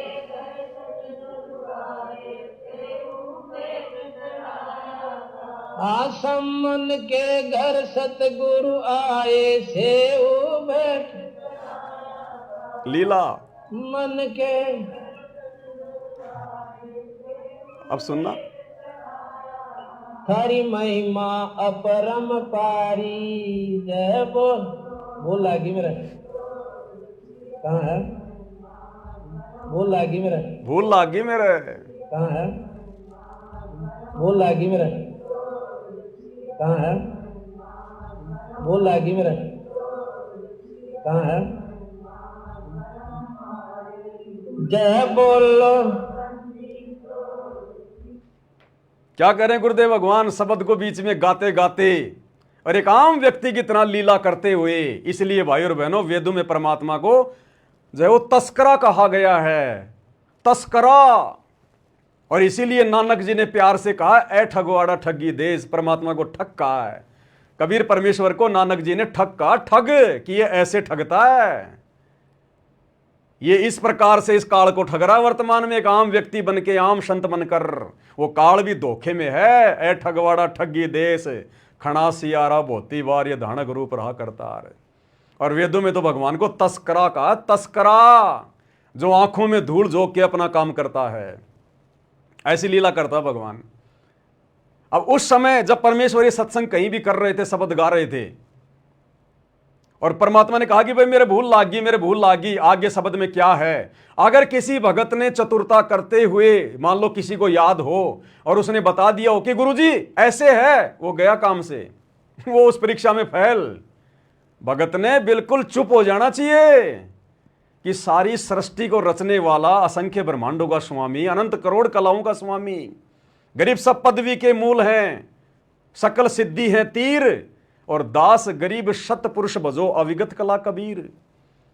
जिस परमेश्वर ने आत्माओं के अनंत युगों का इतिहास बता दिया, जो आत्माओं को उत्पन्न करने वाला, जिसने ब्रह्मा विष्णु महेश के माता पिता बता दिए, ब्रह्मा जी की उम्र कितनी है, शंकर जी की कितनी है, विष्णु जी की कितनी है, काल की उम्र कितनी है, अक्षर पुरुष की आयु कितनी है, जिस परमेश्वर ने यह बायोडाटा निकाल दिया धरती पर आकर, सतगुरु रामपाल जी भगवान ने, क्या एक शब्द को भूलेंगे क्या? और यह शब्द लिखा किसने? यह शब्द कोई कबीर जी का नहीं है, कोई गरीबदास जी का नहीं है, जय बोलो बंदी छोड़ की। खुद सतगुरु रामपाल जी भगवान ने अपने कर कमल से इस शब्द को लिखा। अपने द्वारा लिखे गए शब्द को गुरु जी भूल कर देंगे? अरे भाई, ये तो लीला है परमेश्वर की। ऐसे ही परमात्मा बीच बीच में अपने आप को एक आम व्यक्ति, आम संत साबित करता है इस काल के लोक में, ताकि हम आत्माएं ज्ञान आधार से अपने गुरु जी की पहचान करें। अरे गुरु जी को भूल कैसे लग जाएगी? संगत को भूल ना लग जाए। बरवाला कांड के बाद संगत कहीं भूल ना जाए, ज्ञान को, भगवान को, काल के चक्कर में ना पड़ जाए। हम लाखों भक्तों को समझाने के लिए तो गुरुदेव ने पुस्तक लिखी है, जब जब भूल पड़े। कौन सी पुस्तक? जब जब भूल पड़े। अब बताओ, जो भगवान हम भक्तों को भूल भुलैया से बाहर निकालने के लिए जब जब भूल पड़े पुस्तक लिख रहे हैं कि बच्चों अगर तुम्हें भूल पड़ जाए तो ये पुस्तक पढ़ लेना, जब जब भूल पड़े। बताओ, वो भगवान खुद भूल करेगा? दूसरों की गलतियों को सुधारने के लिए, उनकी भूल को सुधारने के लिए भगवान पुस्तक लिख रहा है, जब जब भूल पड़े। फिर वो भगवान खुद भूल करेगा क्या? अगर आपने मान लिया कि आपका गुरु भगवान है, परमात्मा है, कबीर देव है, फिर आप कैसे ये सोच सकते हैं कि मेरा गुरु भूल करेगा? अगर गुरु से भूल हो गई ना, ये सृष्टि खंड बंड हो जाएगी एक सेकंड में। ये चांद, तारे, नक्षत्र, खंड पिंड, ब्रह्मांड सब टूट टूट के गिरने लग जाएंगे। अगर गुरु से गलती हो गई तो, अगर गुरु से जरा भूल हो गई तो। अनंत युगों से जब से सृष्टि रची गई है, परमेश्वर के द्वारा बनाए गए चांद, सूरज, ग्रह, नक्षत्र, उपग्रह अपनी अपनी धुरी में घूम रहे हैं, एक सेकंड का भी विलंब नहीं करते। आज आपको एक गाड़ी का पहिया घुमाने के लिए आपको कितनी मेहनत करनी पड़ती है, बेरिंग लगाना पड़ता है, उसके अंदर वो जो है वो ग्रीस देनी पड़ेगी, जब वो ग्रीस सूख जाए तो दोबारा से उसमें डालनी पड़ेगी, बेरिंग चेंज करना पड़ेगा, उसमें चूं चूं की आवाज आने लग जाएगी जब वो घस जाता है। और ये चांद, सूरज, ये पृथ्वी, ग्रह, उपग्रह, इतने अनंत युगों से घूम रहे हैं, इनकी कोई सर्विस की जरूरत नहीं है, कोई जो है वो गृहस्थ देने की जरूरत नहीं है, ये परमेश्वर की वचन शक्ति से। तो वो परमात्मा भूल करेगा क्या? जिन्होंने सृष्टि को रचने में भूल नहीं करी, वो एक शब्द को गाने में भूल करेगा, एक पुस्तक का छोटा सा अनुवाद करने में कि पाती पंच भोग कर पूजा क्या होती है, उसके अनुवाद करने में भूल करेगा क्या? अगर एक जगह भूल हुई है तो दूसरी जगह भी भूल की गुंजाइश है, फिर तीसरी जगह भी भूल हो सकती है। फिर हम कैसे यकीन करेंगे इन पुस्तकों पर? इनमें तो बहुत सारी भूल हो सकती हैं। कैसे हम गुरुदेव के सत्संगों को निसंशय होकर सुन सकते हैं? उनमें तो फिर बहुत सारी भूल हो सकती हैं। जबकि गुरुदेव कह रहे हैं, बच्चों इस दास के मुख से उच्चारित एक एक शब्द ऐसे मान लेना जैसे कोर्ट में रजिस्ट्री होती है, आंख बंद करके विश्वास कर लेना, ब्लाइंड फेथ। तो ये आप और हम सत्सेवक भाई बहनों की परीक्षा के लिए, और ये देखना चाहते हैं परमात्मा की जो काल प्रेरित आत्मा है, जो निकम्मी आत्माएं हैं, जो काल के पक्ष में खड़े हैं और अपने गुरु भगवान की पूजा के विरोध में आ गए, लाख जन्म भी मोक्ष प्राप्त नहीं कर पाएंगे ऐसी निकम्मी आत्माएं। अरे जो गुरु भगवान की पूजा कर रहा है, उनको इष्ट मान के, भगवान मान के उसका विरोध कर रहे हैं, वो मोक्ष के अधिकारी हैं क्या? लाख जन्म में भी नहीं हो सकते। और ये आत्माएं उस समय क्या करेंगे जब आने वाले समय में पूरा विश्व इसी प्रकार से आरती उतारेगा? फिर ये कौन सा मुंह लेके ये कहां जाएंगे, कहां डूब मरेंगे? फिर भी घुमानी पड़ेगी ना तुम्हारे को आरती। थोड़ा बहुत बुद्धि का इस्तेमाल किया होता, कर्म फोड़ लिए, सूखे कर्म। एक छोटा सा सत्संग और सुनाते हैं गुरुदेव भगवान का। एक सत्संग में परमात्मा ने वीर सिंह बघेल का जिक्र किया कि वीर सिंह बघेल जब सार नाम लेने के लिए सतगुरु के कहे अनुसार और उस विधवा ब्राह्मणी के पास में गया जिसका नाम था चंद्रप्रभा, तो गुरुदेव ने एक सत्संग में जानबूझकर उसका नाम चंद्रप्रभा की जगह शशि प्रभा ले लिया। पहले दिन गुरुदेव ने सत्संग किया और गुरुदेव ने कहा कि वो शशि प्रभा के पास गया। दूसरे दिन के सत्संग में गुरुदेव ने कहा कि बच्चों कल मेरे से त्रुटि हो गई थी, मैंने उस बहन का नाम चंद्रप्रभा की जगह शशि प्रभा ले लिया। फिर गुरुदेव ने जस्ट क्या कहा आगे कि पुण्यात्माओं, एक जन्म में उस आत्मा का नाम चंद्रप्रभा भी था, एक जन्म में उस आत्मा का नाम जो है वो शशि प्रभा भी था। 650 साल पहले जिस विधवा ब्राह्मणी का नाम जो है वो चंद्रप्रभा था, एक जन्म में उसका नाम शशि प्रभा भी था। अब जिन भक्तों ने पहले दिन चंद्रप्रभा सुना और दूसरे दिन जब गुरुजी ने कहा कि भाई उसका नाम मैंने गलती से चंद्रप्रभा ले दिया, मैंने उसका नाम गलती से जो है वो शशि प्रभा बोल दिया, जबकि उसका नाम था चंद्रप्रभा, तो कई भक्तों के मन में आया होगा भाई हो गई होगी गलती गुरुजी से, कौन सी बड़ी बात है, वो फैल। तुरंत आगे गुरुदेव ने कह दिया कि एक जन्म में उसका नाम शशि प्रभा भी था। अब क्या मुंह दिखाएंगे वो भगत जो पहले ये सोच गए गुरु को मानुष मानकर कि गुरुजी से गलती हो गई होगी। कोई बात नहीं भाई, जब गुरुजी कह रहे हैं कि मेरे से गलती से उसका नाम चंद्रप्रभा की जगह शशि प्रभा निकल गया, और आगे गुरुदेव ने जब बताया, उससे पहले उन लोगों ने अगर ये सोच लिया कि हो सकता है गुरुजी से गलती हो गई हो, तो बताओ वो तो हो गए फैल परमात्मा की परीक्षा में। ये चेक करता है सतगुरु इस प्रकार से, चेक। अब जो सतगुरु ये कह रहे हैं कि एक जन्म में उसका नाम शशि प्रभा भी था, फिर वो परमात्मा उसका नाम लेने में भूल कैसे कर देगा? जो उसके पिछले जन्म का नाम बता रहा है वो उसका वर्तमान नाम लेने में कैसे गलती कर देगा? ये हम भक्तों की कॉमन सेंस चेक करता है सतगुरु बीच बीच में। सतगुरु शंख कला दर्शावे। क्या कह रहे हैं गुरुदेव भगवान, ध्यान से सुनिएगा। ये ऐसा ही खेल खेलता है परमात्मा। क्या कह रहे हैं? कल के सत्संग में, रात्रि के सत्संग में आप जी ने सुना कि एक बहन जिसका नाम चंद्रप्रभा था, पुण्यात्माओं कल गलती से ये दास चंद्रप्रभा की स्थान पर शशि प्रभा बोल गया। वो चित्त से उतर गई थी उनका नाम, जो है बहन बेटी का। क्या कह रहे हैं गुरुदेव भगवान? वो मेरे चित्त से उतर गई थी, उस बहन बेटी का नाम मेरे चित्त से उतर गया। चित्त यानी मेरे मन से उतर गया, मेरे दिमाग से निकल गया। और जस्ट आगे क्या कह रहे हैं कि एक जन्म में उसका नाम शशि प्रभा भी था। अब बताओ कैसे चित्त से उतर जाएगी भाई? जो परमात्मा उसके पिछले जन्मों का नाम बता रहा है वो वर्तमान जन्म का नाम लेने में गलती करेगा क्या? ये जानबूझ के गलतियां करता है सतगुरु। क्या कह रहे हैं परमात्मा? चंद्र प्रभा के स्थान पर शशि प्रभा बोल गया।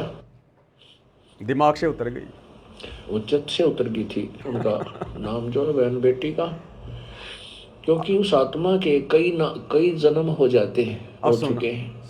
सुनिए, और कभी उस एक जन्म में शशि प्रभा भी रही है। जैसे कबीर परमात्मा ने कभी विष्णु जी की महिमा गाते हुए तो साथ में कृष्ण भी बोल दिया है, क्योंकि कृष्ण भी विष्णु ही था। तो वैसे उस समय जो उसकी शरीर था, परमात्मा के समय जो वार्ता हुई थी, उसका नाम चंद्र प्रभा था, उस बहन ब्राह्मणी का। अब बताओ भाई, ऐसे परमात्मा जानबूझकर गलतियां करता है अपने भक्तों की परीक्षा लेने के लिए। अब जो परमेश्वर उस आत्मा के अनंत युगों का बायोडाटा जानता है कि एक जन्म में उस आत्मा का नाम शशि प्रभा भी था, बताओ जो पिछले जन्म का पता नहीं कौन से जन्म की बात होगी, जो सतगुरु ये बता सकता है वो वर्तमान जन्म का नाम भूलेगा क्या उसका? तो ये जानबूझ के परमात्मा अपने भक्तों की परीक्षा लेने के लिए, उनकी बुद्धि को चेक करने के लिए कि इनका दिमाग कहां जा रहा है, ये गुरु को क्या मानते हैं, मानुष मान रहे हैं, अपने जैसा दो कोटि का जीव मान रहे हैं या परमात्मा मान रहे हैं। क्योंकि यही गलती तो हम आत्मा युगों युगों से करते आ रहे हैं, गुरु को मानुष मानने वाली। और यह गलती यदि हम वर्तमान में करेंगे तो कैसे पार होंगे भाई? और 90% संगत वर्तमान में वही गलती कर रही है 650 साल पहले वाली, गुरु को मानुष मानकर। आज 27 मई 2025 है, 9, 10, 11 जून को लाखों की संगत, सतलोक आश्रमों से जुड़ी हुई संगत उस दाढ़ी मूछ वाले नकली कबीर की फोटो को भगवान मान के पूजेगी इन आश्रमों में। अरे यहां तो नास्त्रदमस जी कह रहे हैं कि उस तत्ववेता महामानव सायरन को सिंहासनस्थ करके आसन पर बैठा कर उसको आराध्य यानी इष्ट देव मानकर पूजा करें। यहां तो गुरु की पूजा करने की बात हो रही है, इष्ट मानकर यानी भगवान मानकर। और इन आश्रमों में लाखों की संख्या में ये संगत कोऑर्डिनेटरों के पीछे आंख बंद करके विश्वास करके गुरुजी के तत्व ज्ञान को खूंटी पे टांग के और उस कागज के टुकड़े को आराध्य देव मानकर, यहां तो गुरुजी को आराध्य देव मानने की बात कर रहे हैं नास्त्रदमस, और ये लोग उस कागज के टुकड़े को आराध्य देव मानकर और उसकी पूजा करेंगे। अब देखना, भोग लगाएंगे, 5-5 दीपक जला के उसको लगाएंगे भोग। अपने गुरु को भोग लगाने में इनको शर्म आती है। जो रियल कबीर है, अपने गुरु की आरती उतारने में इनको शर्म आती है, जो रियल कबीर है। और उस कागज के टुकड़े की अब देखना, इन भंडारे में भोग लगाते समय देखना किस प्रकार से 5 पंच भोग कर पूजा, 5-5 दीपक के साथ में आरतियां उतारेंगे। ये तो वही गलती जो हम युगों युगों से करते आ रहे हैं, जो 650 साल पहले हुई थी, वही गलती वर्तमान में 90% संगत कर रही है, गुरु को मानुष मानकर। और इसीलिए आदरणीय गरीबदास जी ने ठोक ठोक के 3-4 वाणियां लिखी हैं कि नालायक को गलती मत कर देना।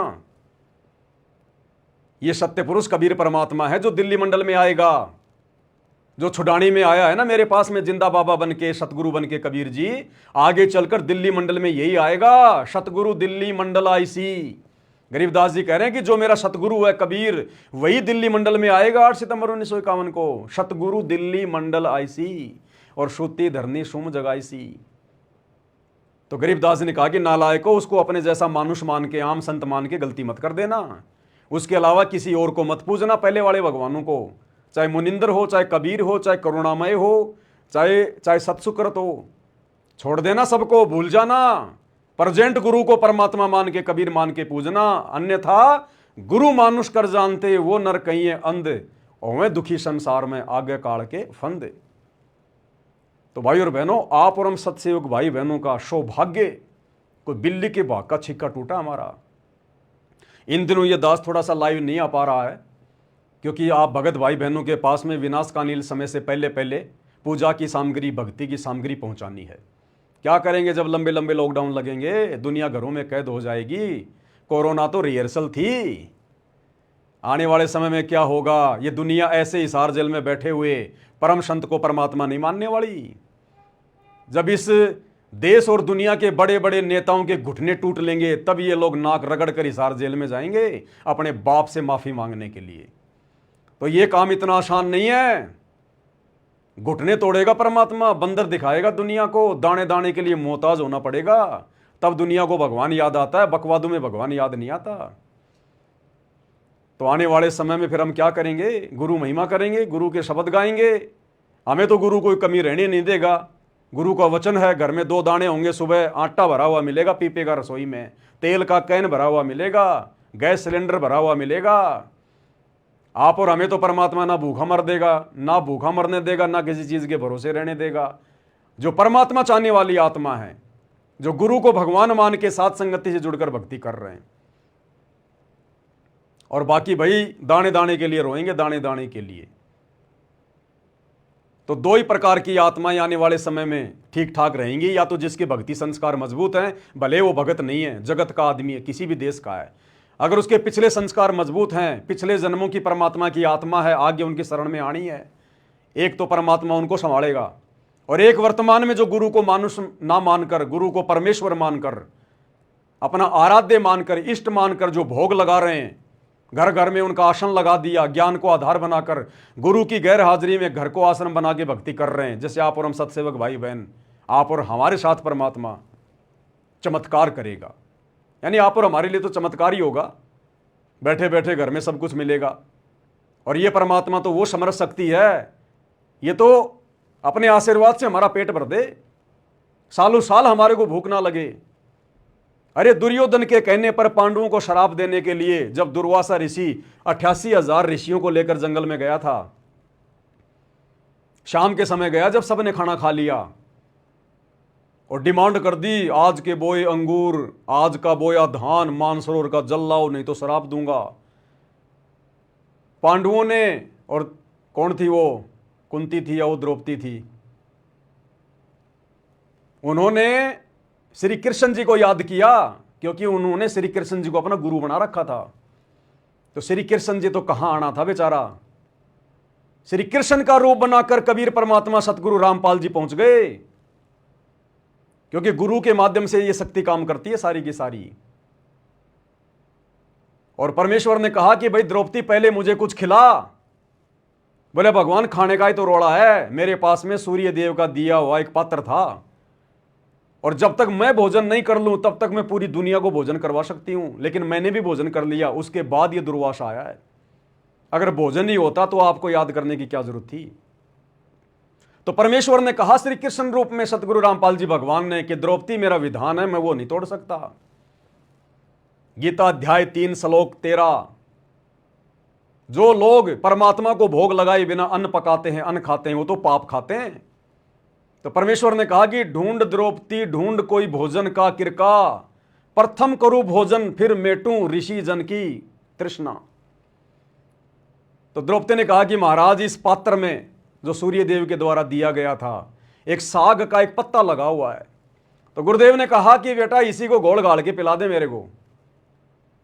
तो परमेश्वर ने उस पात्र में थोड़ा सा जल डलवा के उसको घोल के और पिया, सतगुरु रामपाल जी भगवान ने श्री कृष्ण रूप में।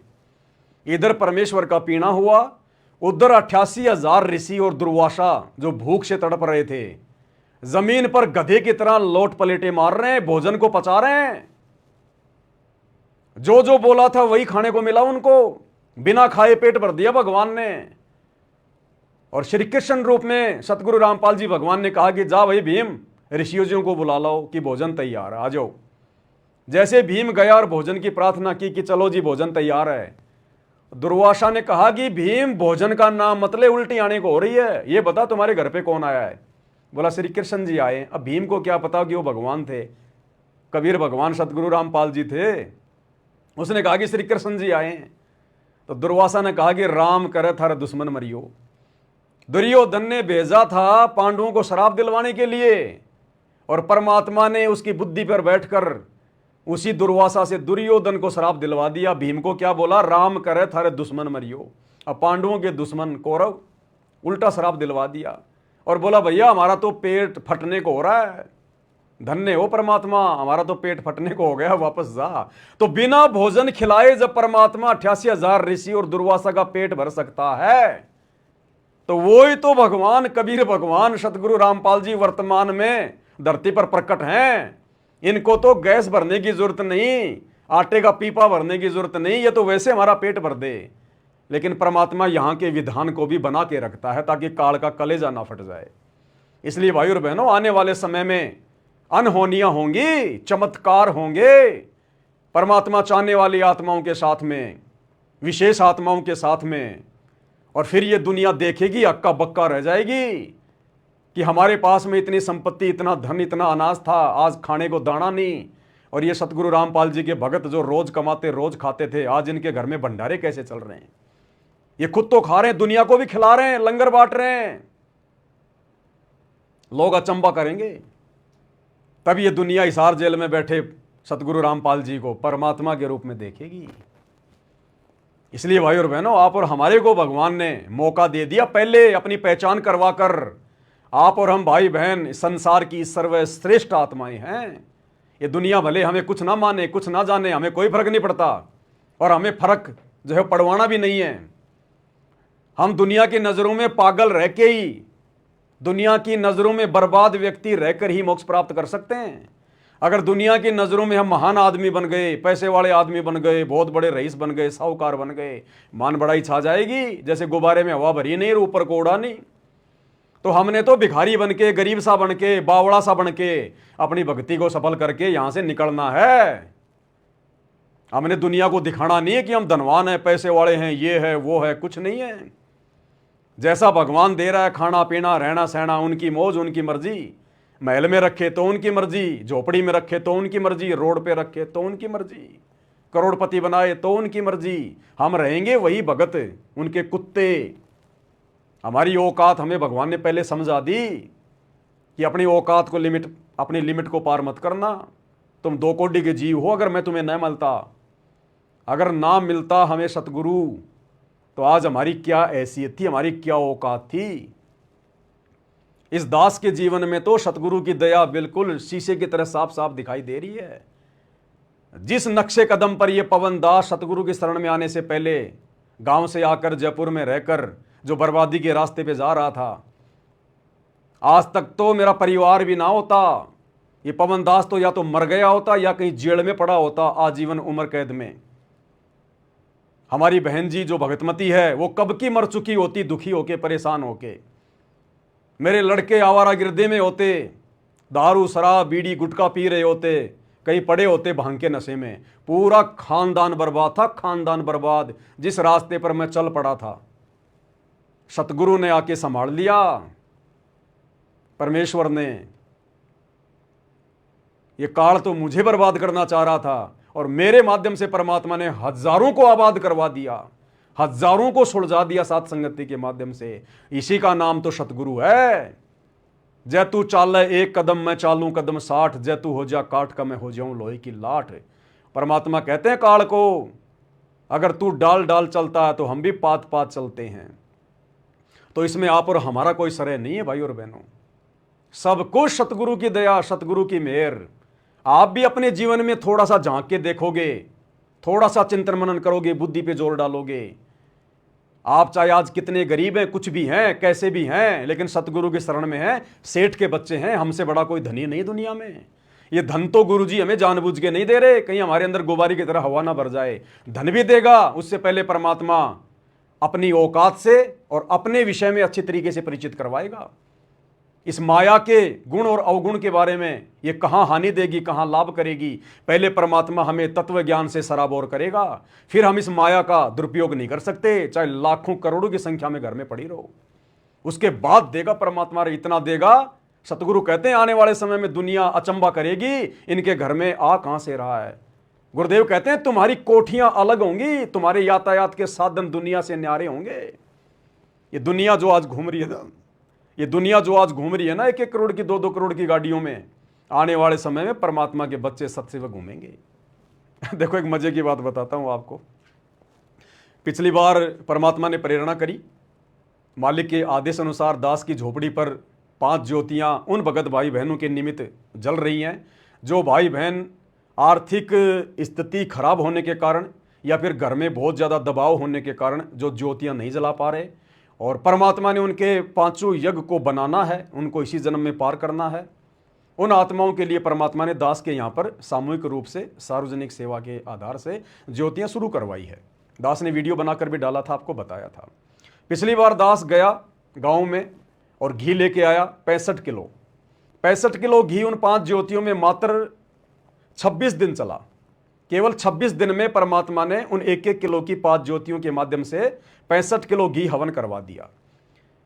दास परसों फिर से गया घी लाने के लिए गांव में। उम्मीद तो नहीं थी, लेकिन मालिक के दया से 2.25 क्विंटल देसी घी मिल गया 1000 रुपए किलो के हिसाब से। 1 क्विंटल 75 किलो घी दास को देसी, बिल्कुल दास खुद गाड़ी लेके वहाँ के लोगों को साथ में लेके, मेरे कुछ रिश्तेदार थे उनको साथ में लेके, और दास खुद जा के किसी के घर से 5 किलो, किसी के घर से 15 किलो, किसी के घर से 4 किलो, 2.25 क्विंटल घी परमात्मा ने व्यवस्था करवा दी। अब वो 2.25 क्विंटल घी मुश्किल से 1.5 महीने चलेगा, मुश्किल से 1.5 महीने। तो परमेश्वर की छप्पर फाड़ दया हो रही है। तो दास जब गया, अपने गांव में भी चला गया दास उधर घी वगैरह लाने के लिए। कुछ हमारी एक बूढ़ी माँ है, वो थोड़ा सा ज़्यादा बीमार हो रही है, 90 साल से ऊपर की है। तो भाई चलो उससे भी जो है वो मिला आते हैं, तो हम वहाँ चले गए। घी तो लाना ही है, वैसे नहीं गया दास पर्सनली कोई मिलने के लिए, घी के बहाने दास वहाँ भी चला गया। तो दास ऐसे ही जो ढाणी है हमारी 10-15-20 घरों की, दास वहाँ चला गया। वहाँ जाते ही गांव वाले चारों तरफ ऐसे देखने लग गए, मेरे को गाड़ी की तरफ देखने लग गए ऐसे। अब मैंने सोचा भी आए हैं तो चलो इनसे भी मिल लेते हैं, राम रमी कर लेते हैं। मैंने राम रमी करी। उन्होंने कहा कि आजा भाई आजा, देशराज। गांव में नाम मेरा है देशराज। मुझे पवन नाम से कोई नहीं जानता, पवन नाम से केवल मुझे संगत वाले जानते हैं, बाकी मेरा नाम है देशराज। रिश्तेदार वगैरह सब मुझे देशराज के नाम से जानते हैं। तो उन्होंने बैठा लिया, बातचीत करने लग गए। बोला जी पानी चाय बनाओ। मगर नहीं भाई, ना पानी पीते ना चाय पिताते, ना कोई चाय पीते। हम चाय तो पीते नहीं, और पानी हम अपना लेके आए हैं। दास ना अपनी रिश्तेदारी में किसी का पानी भी नहीं पीता है, ना खाना खाता है बिल्कुल भी। अब तो सबको पता चल गया, कोई मेरे को पूछता भी नहीं है, पता चल गया सबको। चाय ये पीता नहीं और भोजन पानी ये करता नहीं, तो मेरे को पूछते भी नहीं अब तो, कि अपना सब कुछ ये लेके आता है। तो उन्होंने मेरे को वहाँ बैठा लिया। बैठा के थोड़ी बहुत बातचीत हुई। भाई तू कुछ खाता भी नहीं पीता नहीं, फिर क्या है क्या नहीं है। मैंने कहा भाई सत्संग सुनो, तुम भी परमात्मा आए हुए धरती पर ये बातें उनके कहाँ दिमाग में आनी है, उनके दिमाग में तो और ही चीज़ें भरी रहती है।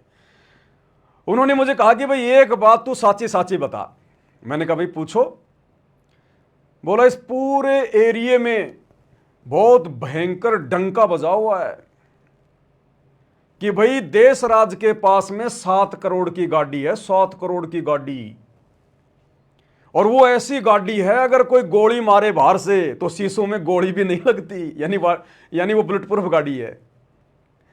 तो मैंने कहा भैया मेरे पास तो ये जो है ना, ये टाटा सफारी है मेरे पास तो ये ही है। अब इसमें गोली जाती है कि नहीं जाती है, कि ये 7 करोड़ की है कि ये 17 करोड़ की है, मेरे पास में तो ये ही है। आगे भगवान की मौज, वो रोड पे रखे, साइकिल पे रखे, या वो 7 करोड़ की गाड़ी दे, वो उसकी मर्जी। तो बोला भाई तेरे बारे में तो बहुत भयंकर डंका बज रहा कि भाई पता नहीं जयपुर में जाके तो उसने क्या धंधा शुरू कर लिया, क्या कर लिया, और उसके बराबर तो आसपास में कोई पैसे वाला ही नहीं है, और 7 करोड़ की गाड़ी में चलता है, 7 करोड़ की गाड़ी में। मैंने कहा ये तो गांव वाले तो मैनेजमेंट के भी बाप है। मैनेजमेंट वालों ने तो खाली इतना ही उड़ाया है कि पवन दास के जयपुर में 2 फ्लैट हैं, 3 फ्लैट हैं, 1 करोड़ की गाड़ी है। और ये गाँव वाले तो मैनेजमेंट वालों के भी बाप है, इन्होंने तो 7-7 करोड़ की गाड़ियाँ बता दी। तो भाई और बहनों, कहने का मतलब है सतगुरु का वचन है, निष्फल नहीं हो सकता। पहले हम लोग एक पोस्टर देखा करते थे, श्री कृष्ण जी की फोटो लगी होती थी और उस पर लिखा होता था तू मेरी महिमा कर, मैं तेरी महिमा मुफ्त में ना कर दूं तो कहना। तो हम तो जयपुर में बैठ के सतगुरु की महिमा कर रहे हैं, और सतगुरु मुफ्त में गांव में हमारी महिमा कर रहा है कि वो तो 7 करोड़ की गाड़ी में घूमता है, वो तो ऐस कर रहा है, फलाना दिखना। हम यहाँ सतगुरु की महिमा कर रहे हैं, सतगुरु पीछे हमारी महिमा में लगे हुए हैं। तो ये सतगुरु की दया है, उनकी मेहर है, हमें उनकी इन बातों से कोई फर्क नहीं पड़ता। क्योंकि वो लोग कुछ भी सोच सकते हैं, कुछ भी बोल सकते हैं। हम हकीकत में क्या हैं, अपनी औकात का हमें भली बात ही पता है। हमने गुब्बारे की तरह अपने अंदर हवा भर के मान बढ़ाई ईर्ष्या की ऊपर नहीं उड़ना है, ऊपर जाके फिर फूटेंगे फिर धूप में। तो परमात्मा ने हमें अच्छी तरीके से समझा रखा है, बता रखा है। आने वाले समय में तो पता नहीं बच्चों जो है सतगुरु के बच्चों के पास में क्या क्या होगा, ना जाने हम सत्सेवकों को परमात्मा क्या क्या सुख देगा।